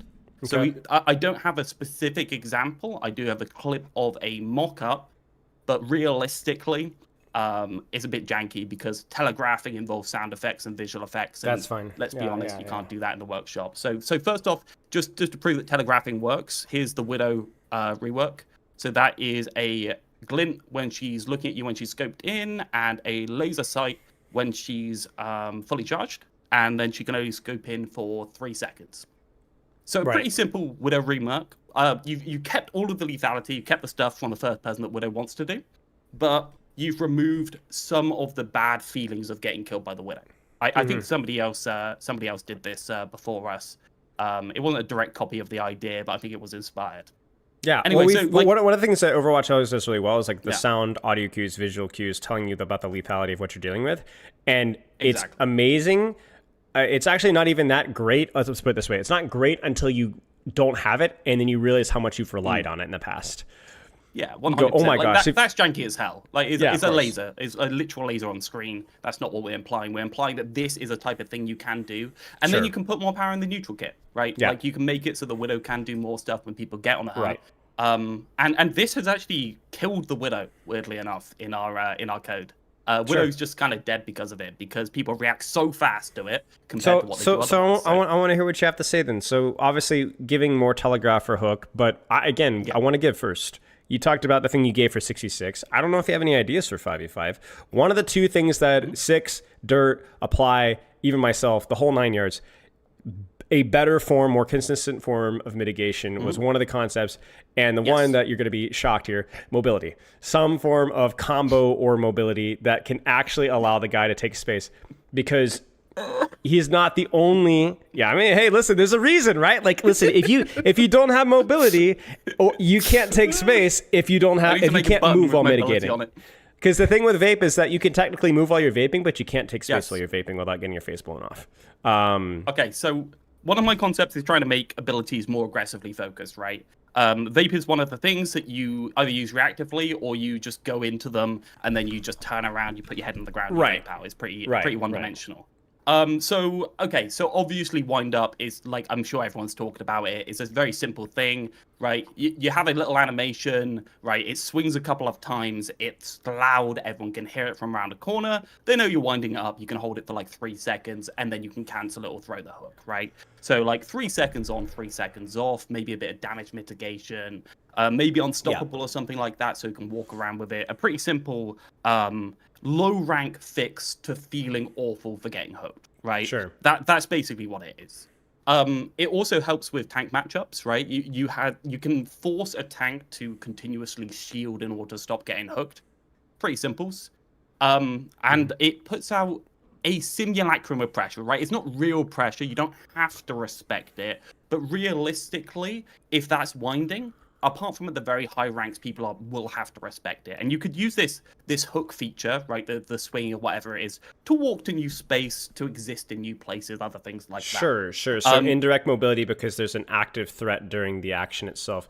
Now, my problem with that is that you, again, is the what I like to say the Reinhardt effect, where Reinhardt can take space consistently because he can deny these interrupts, spending his mitigation ability, right? Roadhog would need something like that here. He would need the I saw a suggestion the other day with like hook functions like a javelin spin, almost like eating projectiles if you get at a certain angle, right? Some way of like being able to maintain that threat during the action. Yeah, some sort of thing like that would be perfect. My idea is to kind of like uncouple the damage mitigation and the can't be interrupted kind of like side of it from the breather, because the breather is the tuck your head in your ass and kind of like scuttle off kind of like move. Right, we can keep the breather as this sustain in an angle type thing, and allow Roadhog to do his pokey type stuff while saying, well, if you want to go in with a hook, right, you can just walk forward, right? Why don't you walk forward? Okay, well they've walked forward a bit too far. They turn around to breather, and they're gonna get caught out for that because there's no damage reduction and there's no immunity to stuns and other stuff like that. Right, you can kind of like make it so that they want to go deep with the hook and that, in a way, would make it so that you have some kind of punishability to the aggression, in a way that you don't necessarily have now. Slight jumbling of resource in order to be able to do that. But I think that's a reasonable thing that could be done. Sure. The other thing is obviously we want to realistically give Roadhog some team-based mitigation. It is something that I think 5v5 demands. Not necessarily definitely demands, but it definitely demands either initiation that your team can play off or resources for the rest of the team, in my opinion. Like, I really think that 5v5, in terms of tanking, needs one of the two, right? One of the two. Like, Sigma has a shield, but Roadhog really gives nothing. So my idea is to, instead of just a straight vape, right? Like, you just have a straight vape. Obviously, I've had the separate idea of giving away the vape. One thing that would work very well with a hook is something that I don't really understand how Blizzard hasn't done yet, is a Molotov idea, right? You throw something to an area, they cannot stand in that area. You wind up hook, you get the people running out that area. A little bit of a setup kind of maneuver. I don't know if you saw Cage's video. With the breather. He had something along those lines, kind of like a gas explosion that allows to either set up hooks, as you said, or at the very least allows for consistent pressure when, if you're not. Like, it is a cooldown. It's like Sojourn's Disruptor Shot, right? Like, you can use that very usefully for space control. So, yeah, continue. Sorry. Yeah, and then they have the right click when they come out of the the cover.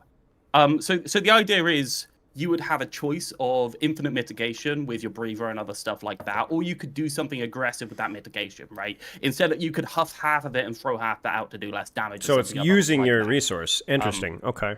Yeah. So basically you can't have everything, right? You could throw the canister around the corner, swing up your hook, go aggressive on an angle and try and get a hook, but then you're just out in nowhere. Right, and that brings back the punishability that I think you want in order to really get this character into a good place. For sure, sure. I definitely think the one-shot hook has to stay there. I mean, if it doesn't, we're just making Junker Queen at a certain point.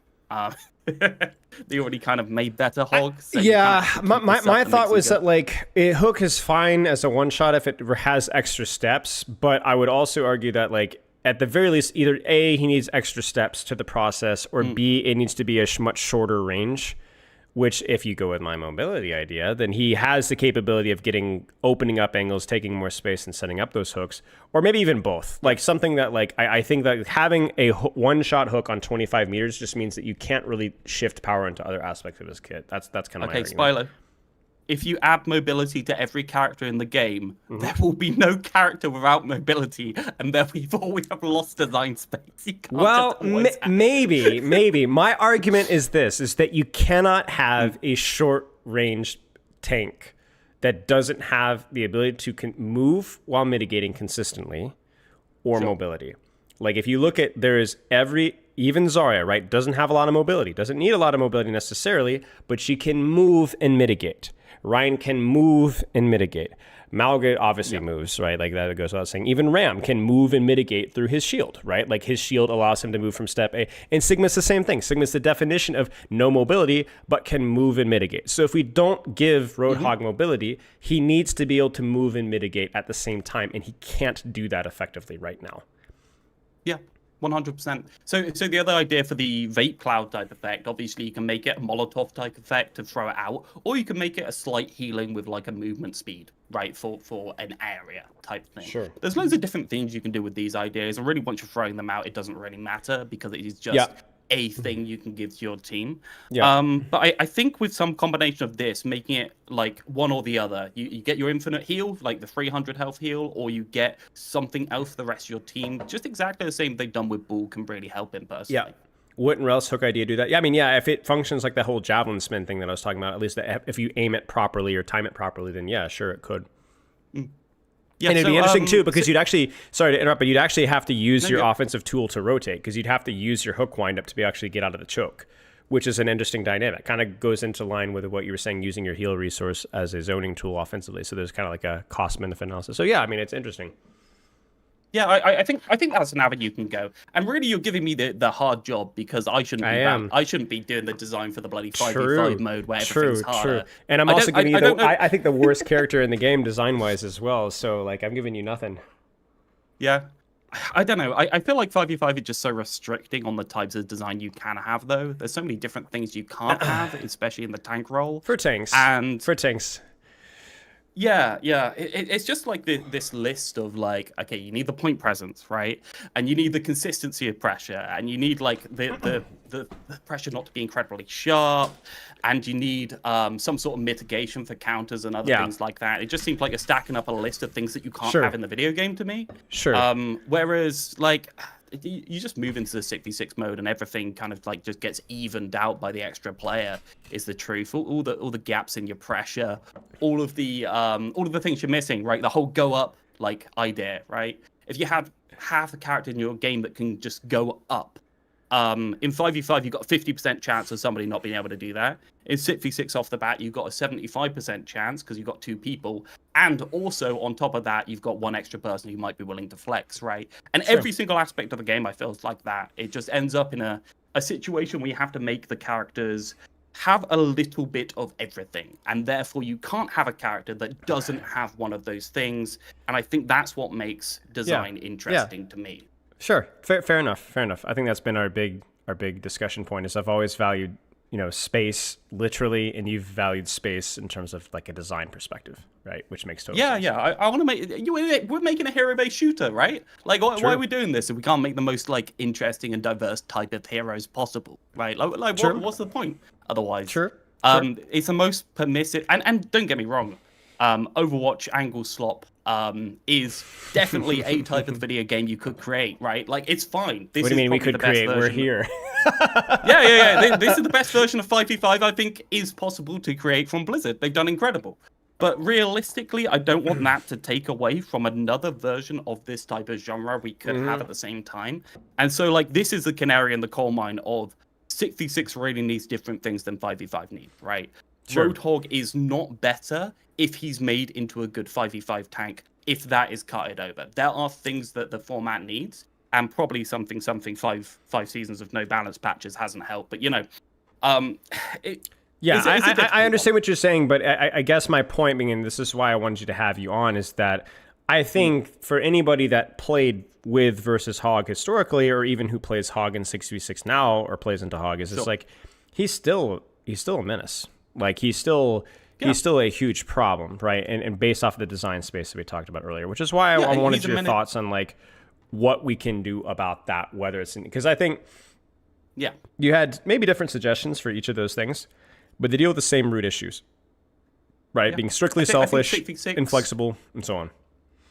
Yeah, I think 6v6, you could say the selfishness is probably the biggest issue and the reason why people don't want to play against him the most. And then probably from the enemy's perspective, the lack of telegraphing is also one of the biggest problems that people have, especially at lower mid ranks. And I really care about lower mid ranks when I'm trying to come up with these. I agree as well. Yeah, when you talk to exclusively high ranks, I think a lot of the I'm not saying that you do. I think a lot of the bottom of the game kind of like falls out, and just how the character feels just ends up not being brought up as often. If you get what I mean. Yeah, I think one of the things that Six brought up, was it Six or was it Apply? I can't remember. Chat will have to remind me. Was just how atrocious it feels to play into Roadhog. I think it was Apply as a tank. If you're a low to mid rank player, especially like you don't know how to leverage your mobility maybe optimally, maybe you're not perfectly managing your cooldowns, maybe you haven't embraced the gospel of indirect value, and you're like, I just want to kill this guy, right? And also that known just as not pressing your buttons.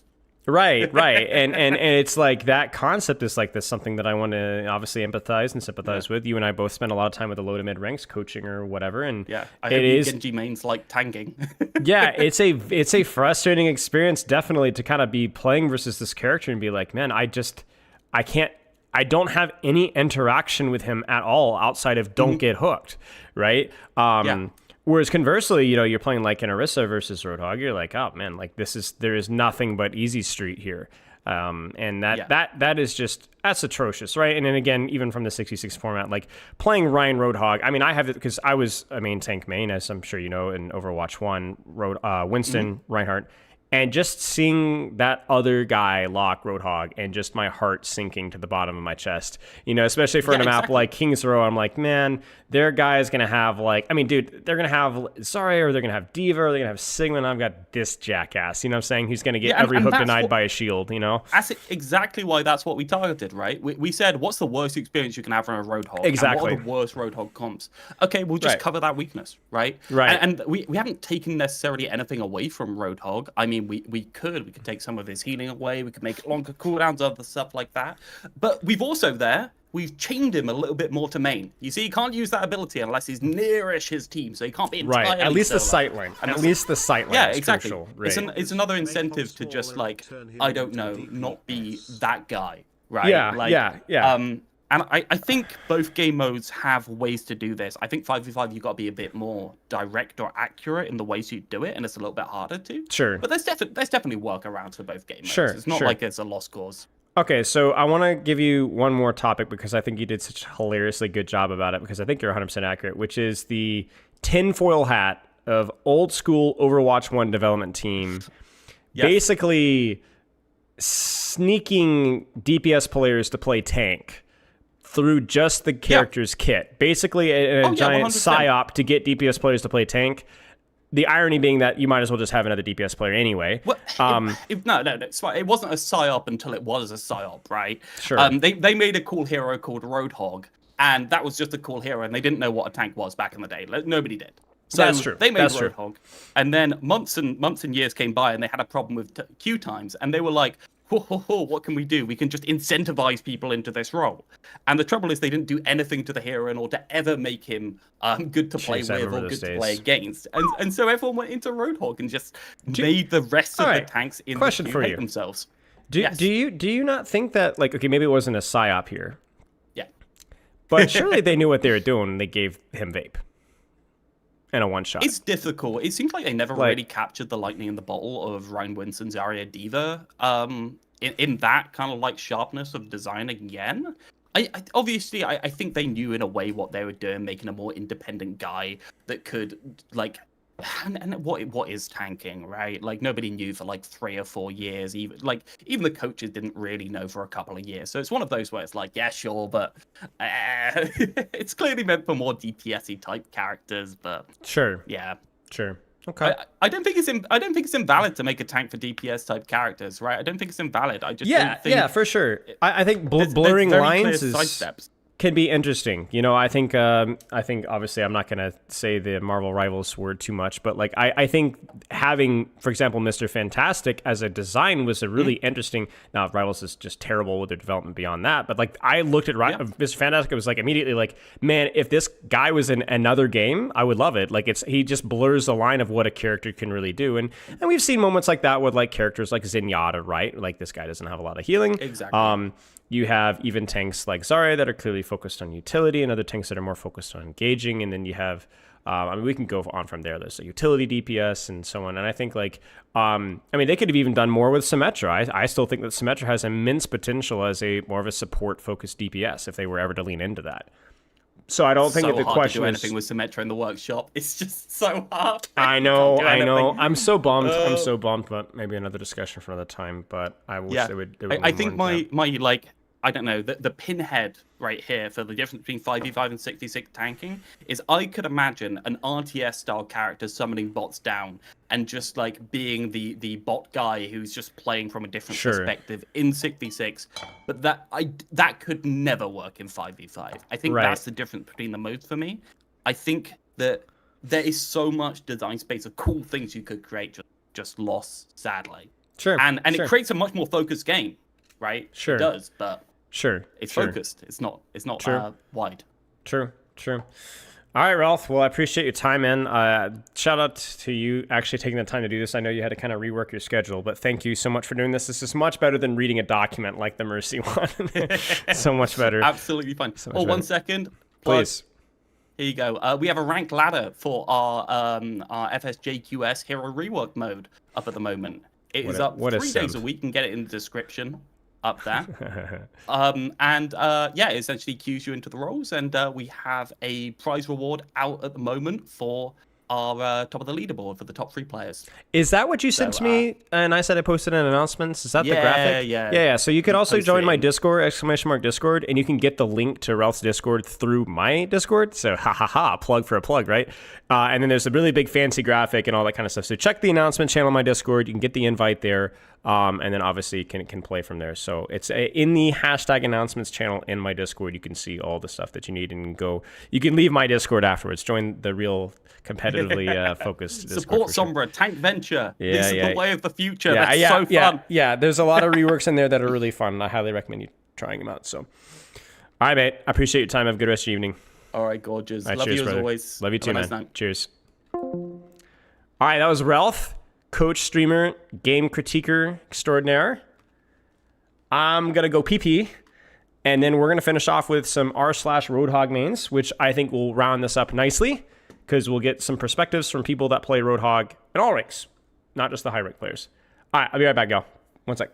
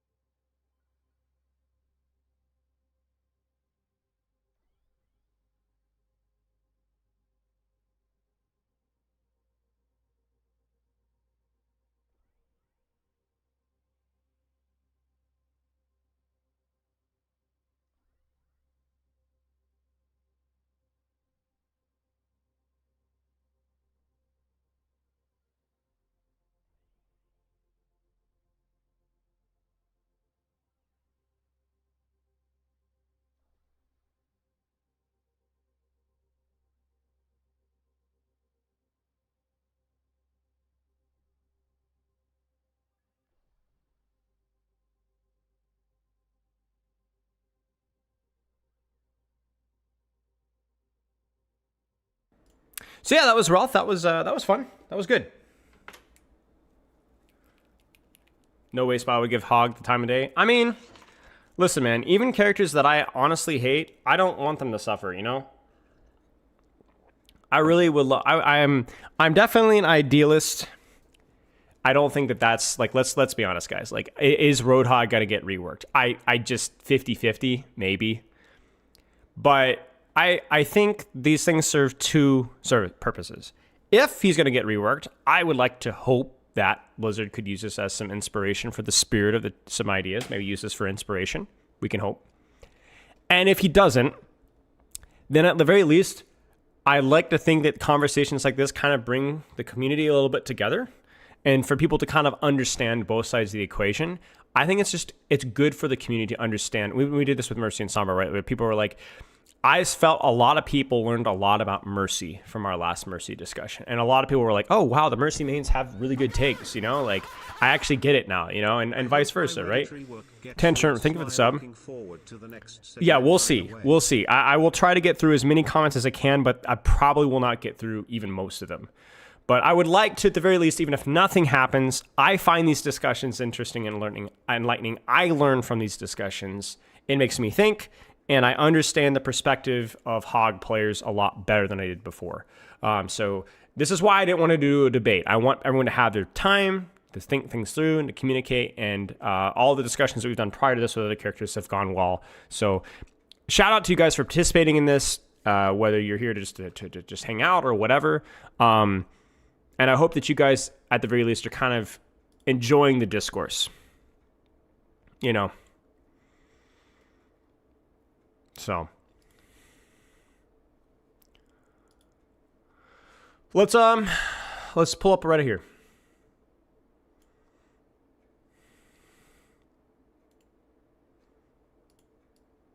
Whoops. This multi-chat just exploded on me. Hang on one second. I gotta fix this here before we sort this out. What's up, Rhea? How are you, mate? The Mercy stream was fun. We had a good time.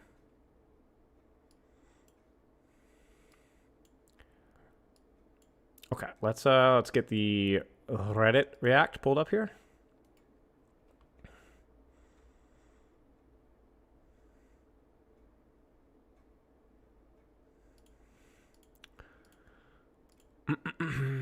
I think we're good here. Yeah. Let's see if I can. Let's look at this here. Yeah, that's it's gonna be a little hard to see. I hope it's not too impossible. Can you guys see that kind of sort of? I don't think I can zoom in anymore. Hopefully that's okay. It's about as good as I can do. Well, maybe I can do one more here. Ugh, that just doesn't look right aesthetically. Okay. I'll read it out loud as much as I possibly can as well, so that you guys, if you can't see it, it's all right. Okay, so I'm going to kind of do a little prediction here. From what we've seen so far, Hogs want less inconsistency on their ability to take space and their ability to play around counters. Less reliant on their team. A lot of people don't like trap, but they love alt fire. A lot of people like the mechanical skill checks and the skill shot. So while we talked about we want more consistency with this ability to take space, that doesn't necessarily mean that we remove skill shots entirely, right? I mean, you look at a character like Ana. Is Ana inconsistent? Yeah, kind of. Like, she has lots of things that she can bring to the table that are consistent. And there's certain things like even Anti-Nade that should be relatively consistent, but that doesn't necessarily mean we need to take nerf Sleep Dart, put it on a 7-second cooldown, and make its hitbox bigger so it's consistent, right? There's a balance here, right? And I think that's one of the things I hope that I make clear here is when I'm asking for consistency with this ability to take space, I'm not asking for things like all skill shots to be removed, right? There's a spectrum of Widowmaker to Ashe, right? Is Ashe inconsistent off of you hitting shots and dynamites? Sure. Does that mean that Ashe is exclusively reliant on you hitting headshots to win? No. And I think that's kind of like the balance, the nuance here. Like, you guys know here, if anybody has been in my community for any point in time, there are certain things that we just have to be very thoughtful and put effort into. And I think a lot of times in today's, social media and society, there are only absolutes in terms of stuff. And I think if you're only focused on absolutes, you miss truth. Like, truth is oftentimes a complicated thing. So, control scroll wheel is just easy. Yeah. It's my scroll wheel is broken. My mouse scroll wheel hasn't worked at all. So that's kind of my struggles. Okay, let's take a look here. So, Diamond 5 tank main, and Hog used to be my go-to in 5v5. I think he needs more utility, something that I felt Pigpen provided. It was a wonderful secondary tool that could be used in a multitude of ways. You can harass people behind shields. You could use it to secure a kill on tank using body blocking, making hooks easier to land when Hog Toss was still an option, but they got rid of it. Okay, so I'm going to listen crucially. So I'm going to go ahead and say this here. So I'm going to listen to the spirit of the change, but I'm not always going to agree with their takes.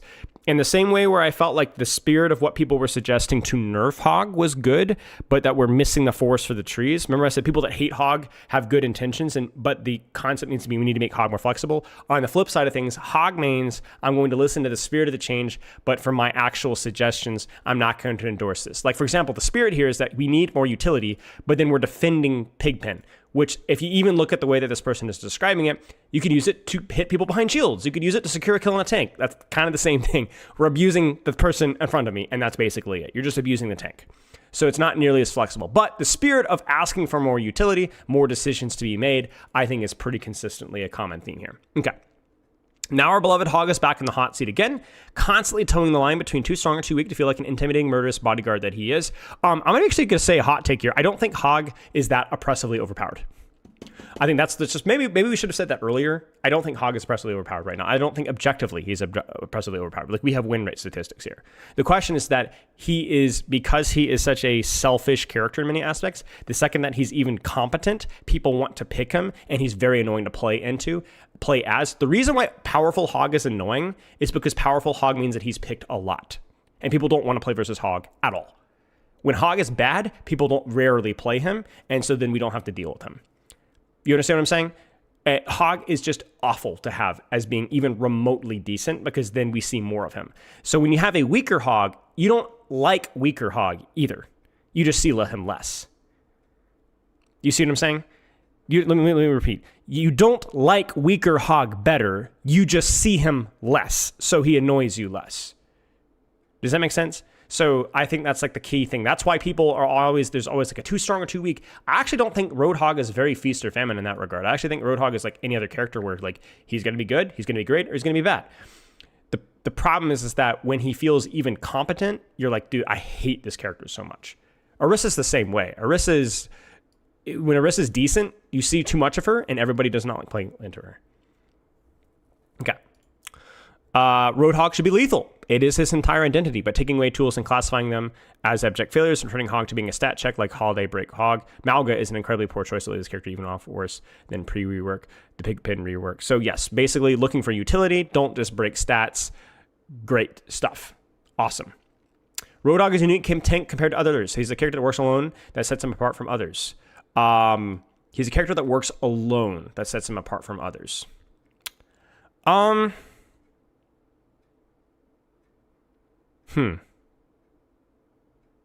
think the concept is that he doesn't rely off of healing alone, but we've kind of already busted that myth. And I don't know how you would leverage that play style. I'm not saying it's wrong. I just don't feel like I fully thought it through. Maybe Ball's better at working alone? Yeah, sure. Okay, I like his one-shot. I hate his perk choices. Interesting. What exactly don't you like with his perks? Boring, uncreative. Okay. It's just uncreative and boring. Interesting. So we have two things that are complaining about a lack of utility or not being fully engaged with his kit. Let's keep going. Now, I'm going to be critical here. I'm not going to be, but we have to be respectful to the people that are putting their opinions out there, and I think that their takes are really important. So I appreciate everybody that was in this thread. Mythic skin. Hog main since 2018. Make his damage go back down, but instead of giving Hog more damage, lower his spread just a little bit. And current spread, this way he can have a little more consistency against squishies without needing to make him a gazillion damage and hurting things further. So basically lower damage, tighter spread for more consistent damage, but not abusing tanks up close. So more consistent damage, but higher spikes. That's the key word we love, consistent. Okay, cool. Before Take a Breather became a resource, the damage reduction starts having that back with a resource may be unbusted. It's starting to have a 20% damage reduction once pressing the button, and the remaining 20% would only start once he actually starts vaping. A lot of Hog deaths happen before he can trigger the damage reduction. So in the action of vaping, he needs the damage reduction happening instantly. So again, more consistency of mitigation through Take a Breather. Leaving it in its current state, but more consistency. You guys noticing again a theme here. There's no way to deny this. Chain Hook is one of the most busted ability games. With that said, having a shorter cooldown 5.5 compared to 6.6 was a good choice in the devs. The 2 extra points is having a faster move speed recovery from his hook. And you can point out that Hog spread the weapons. The main reason that makes Hog feel like he can only create plays and be a treat to squishies when he has hook. Okay. Pigpen versus secondary fire. Pigpen secondary fire is 100 times more fun, less annoying for enemies, and less cheesy. A tank getting 10,000 heals every match due to the perks was very, very silly and overall bad. Okay. I love Pigpen. It was a huge amount of threat in the same mind game that Junkrat can play by throwing it randomly to scare the backline of the threat of chain hook. I disagree. There's a lot of people in this subreddit I saw that like Pigpen. I think they're just so freaking desperate for another button to press. But I think Pigpen is one of the worst abilities in the entire game. It had zero flexibility. And there's definitely a lot of controversy. Some people can't decide if they want it or nothing. Okay. I'm not the best player. Doesn't matter. But my personal opinion is that Roadhog without the trap is a less dynamic character and become that kind of situation where if he can read damage breakpoints for his combo, he's busted. If he can, he's bad. The trap made it so that Roadhog would have a little bit more cushioning without being essentially useless. He was already more useful between his hook cooldowns, since the rework scrap gun was actually a pretty decent mid-fight weapon. I disagree. I think the rework scrap gun was objectively worse, because his alt fire did significantly less medium pressure than his primary fire. And I'm not sure why people are defending it so much, because you could literally go in the practice range and see it. But again, you notice the spirit of this change here is that like people want choices. And I wanted, even if trap wasn't a very healthy dynamic or a very healthy cooldown from our perspective, as a Roadhog main, more choices, more dynamics, more thought was good. I think the trap was great, but it was a failed experiment. We wanted to make him more dynamic, but it made him a little more linear, simple, and unpredictable. I don't hate the idea of reworking him. Okay. One point about this is they say that the secondary fire is inconsistent. But true. That is true.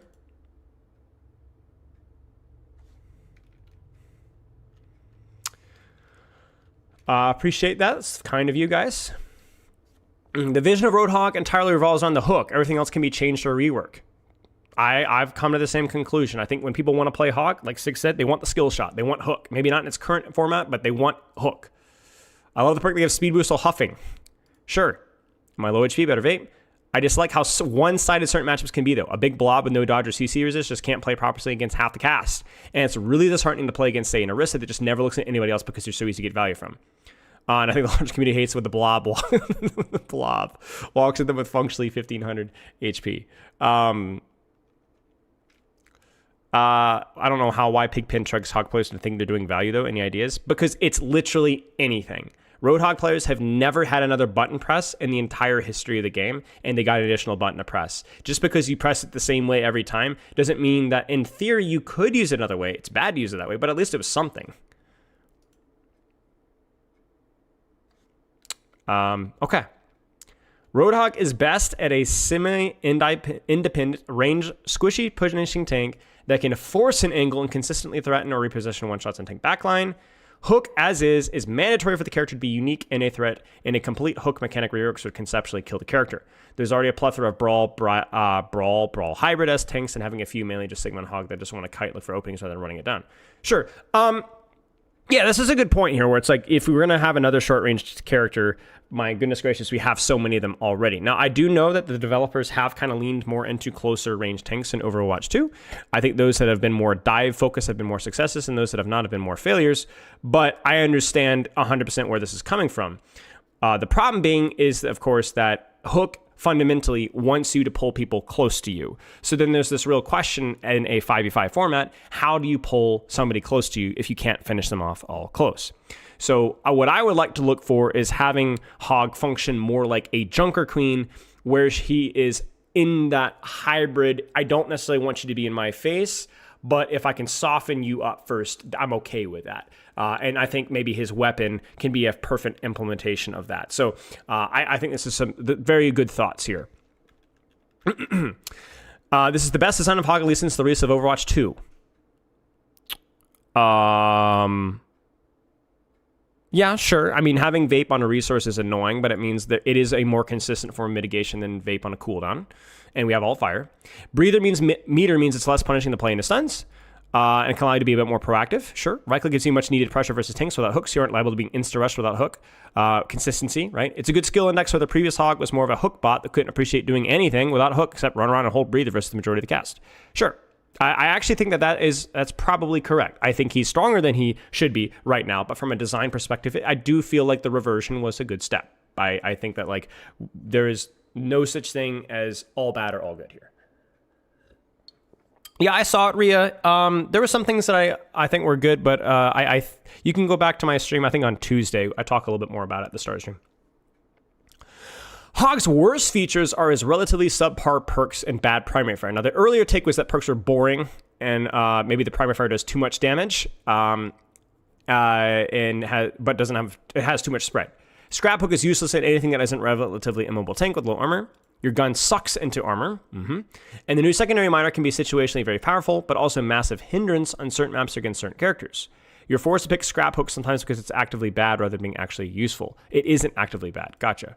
I'm curious to what his take is on the secondary fire. I would love for this person to elaborate. So he's talking about the minor perks here, the one that tightens the spread. And so he's saying that it's actually bad in certain situations, and that's going to take an expert that I haven't played around with that perk enough to know. Okay, pull perk is okay. I just think it's bad. I think it's obviously in comparison to speed is better. Primary fire is almost useless as versus squishies beyond 2 to 3 meters. Though fortunately the 2 times headshot multiplier makes it usable. The best part about previous Hog was the lack of dead zone due to the rework primary fire. That's actually true. I didn't like the previous implementation, but there was a dead zone. There was a dead zone, but the dead zone was beyond a certain range. So from 0 to 10, the previous primary fire probably felt a lot better, whereas a current primary fire feels really good up close, really good medium, and then there's an awkward gray zone. But it's important with what this person is saying is that we're looking for more of a medium hybrid. And so that's ironically why the old iteration of Hog didn't work, is because the dead zone was beyond 15 meters. And that's where we would want Roadhog to start. You get what I'm saying?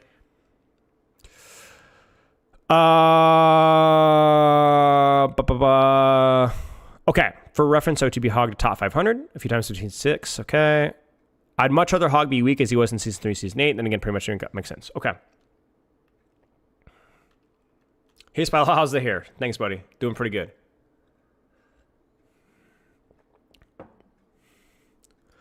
Yeah, makes sense. I'm going to start skimming here just a little bit. Big takes so far. We want utility. We want more something to bring to the table. The Pigpen defenders like it because it on paper gave them another option. More consistency, ways of counterplaying mitigation, and little tweaks to his gun. But the big thing is people like Hook. Shocker, right? The gluttony of heals and displacement, well-timed heals, well-placed enemies. Cleave Hook. 1,000 hour Hog raid. Right.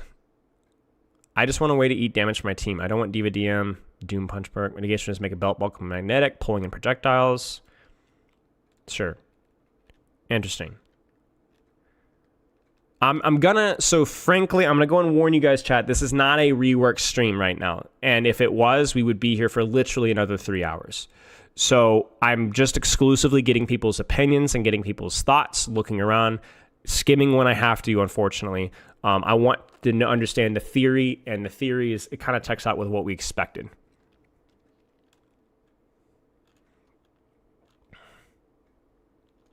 He controls space with fear. You guys want to see something funny? Check this out. I mean, this is not exactly a hot... You ready for some old flashback? Old Spilo? Check this out.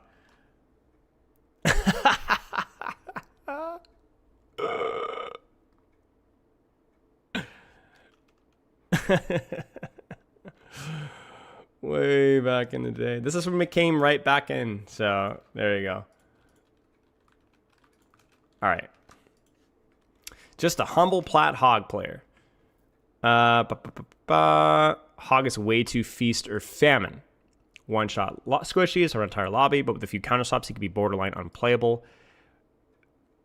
The big issue is the hun shot with Pikmin. The one shot was now on a cooldown and a resource, something could shoot or track. Wasn't really all that engaging for both a Hog and versus Hog. For overall, I think Pigpen took 1 step forward and 2 steps back because it just created additional problems that now we're back to square one. I want them to look at the healing perks and double down on that while giving Pigpen back and some reasonable poke damage, removing as a one-shot. If we just can't have that one-shot identity because it's a nightmare to work on, and a full rear with combined ideas would be the best way forward. I mean, this is a great thought. See, this is why we said shut the frick up about you're a humble plat hog player. These are some really good thoughts and very well communicated. Nice. Love that. You're 100%. I definitely agree, and I like the way that you communicate that as well, where the concept of Pigpen makes sense. One shot just feels way too much of a nightmare to work around, and that we should just go into any other direction. Yeah, very, very thoughtful and unique as well. We need more people like that talking, you know?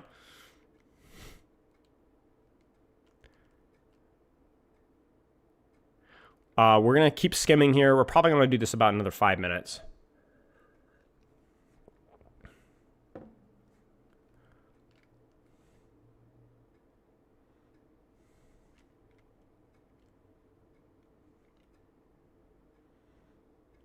Seems like a lot of people are like either hating on Pigpen or begging for some form of utility. Hey, Didact.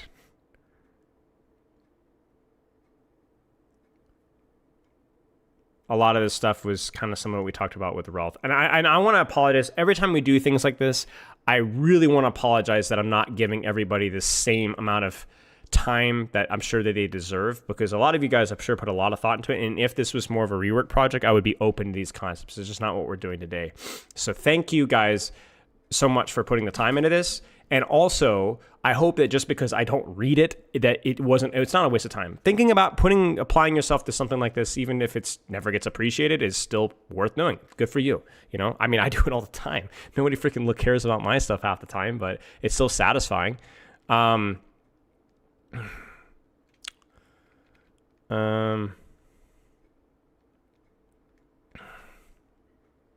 Lean into displacement style. Toss a grenade, bounce around, hook angle. Sure. I'm curious to see if there's any downvoted comments here.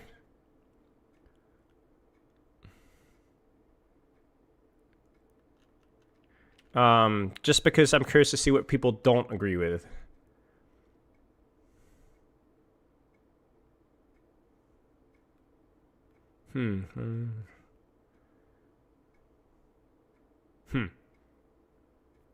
Definitely some criticisms about the perks not being particularly thoughtful. And my counterpoint to that is that we've always predicted that Roadhog's perk set would always be awkward because it feels so incredibly uncomfortable to know what to buff, right? There's nothing about Roadhog that you're going to love. So you're going to have to choose. You're going to have to choose your poison here. Okay, it seems like relatively utility, keep the hook, controversy on Pigpen because people like utility, controversy on the one shot because people like the lethality. Yeah. I hope you guys, and if you guys want more, there's a lot of really well thought out comments in here, clearly. So it's a shame. But if you guys are looking for more, give them a shout. r/Roadhog mains. Thank you guys so much for that.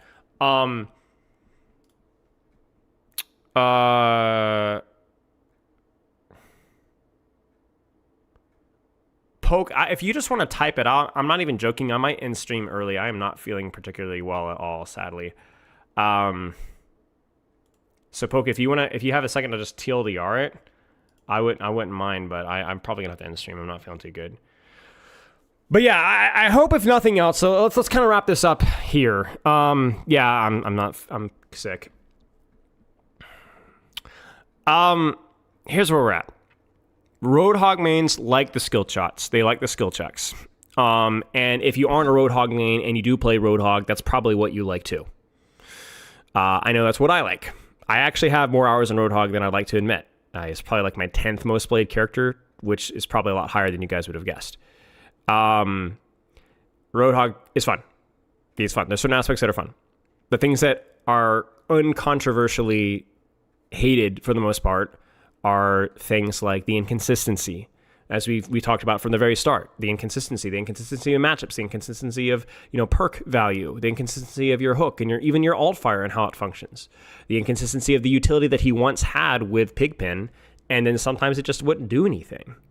And so we want consistency, we want utility, we want some flexibility within the character. And if we're able to open up those avenues of pressure, then maybe we can start to address some of the pain points with Roadhog. But until we can do that, I don't think that we can really have a discussion. And I think that that's why it's really important for us to be respectful of Roadhog mains, because trashing the character only removes the visibility of the character's problems. It doesn't actually address the problems.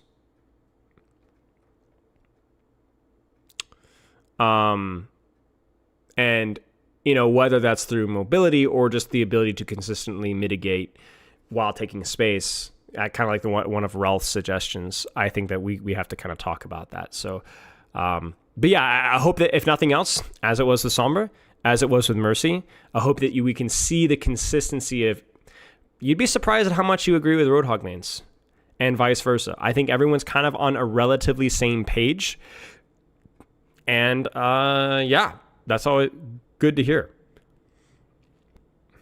Certainly with Mercy and Roadhog, I think there was a lot more disagreement with Sombra. The Sombra community also was a little bit more toxic. I don't think the Sombra community likes me. But I really appreciate, obviously Apply, Six, Realth, Dirt, and r/Roadhog mains for the time. And we'll go there. Not a sickness unto death? No, we should be fine. How realistic is the current Roadhog be deleted and reworked completely? Probably not very likely. Widow debate next? Maybe. I think Widow is probably easier to deal with, but it's less of a difficult conversation. And I try to make these conversations pertinent. There's a reason why we're talking about it now. It's because people are interested in it now. Same thing with Sombra, same thing with Mercy. They were very important moments in our community. And so, Spyro versus me Tracer debate. I don't think you're going to like my opinions on Tracer, Rag. I agree that Tracer definitely... Yeah, Tracer is what all DPS should aspire to be in terms of flexibility and consistency of output. So we'll see. I don't know what the next character will be, but it will likely be a character that becomes controversial. And there's a lot of characters that deserve discussions. But right now they're not powerful enough to really warrant it, if that makes sense. The characters like, Widowmaker, Kiriko to a lesser extent, Baptiste, Ramatra, and so on. Is Wooing's win rate too high? Yeah, certainly. Doomfist,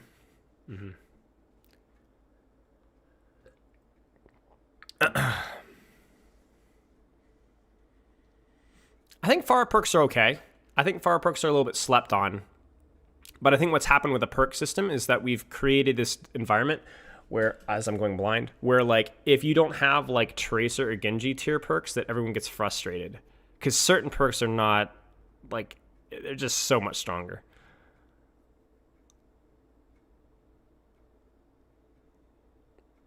She's okay in Brawl comps, but you have to be very careful. Removing Empowered Punch would absolutely gut Doomfist and make him F tier. Sadly, not an option right now. It's the same conversation with Doomfist. If you took a Roadhog, you cannot take away Empowered Punch without giving him something else.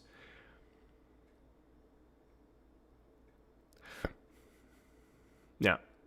Tracer's too Danish.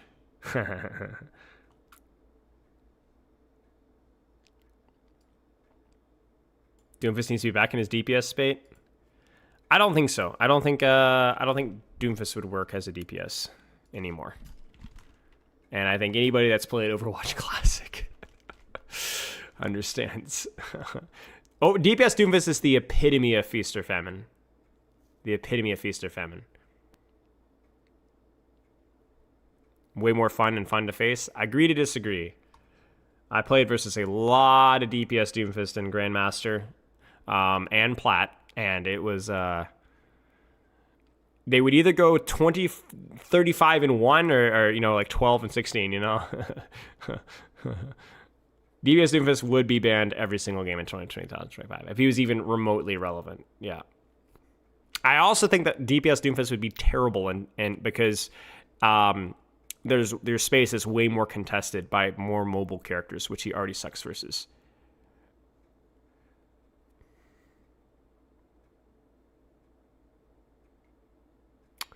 To an extent, Nasset, I guess the conversation today was like, if Roadhog would have a healthy identity, what would it look like? But the question of like, is that even possible is definitely a fair point, and I don't have an answer to that. We're just trying. I'm not saying that, oh, of course you can. Like, I don't know. Maybe he's not. But if he were, what would it look like? You know? It's just really hard to maintain a relevancy for characters that were designed over 9 years ago, you know? So we're doing it as a thought exercise, but you're right that it might just not be possible. Yeah. You might have empowered Punch by not charging him. That's deep.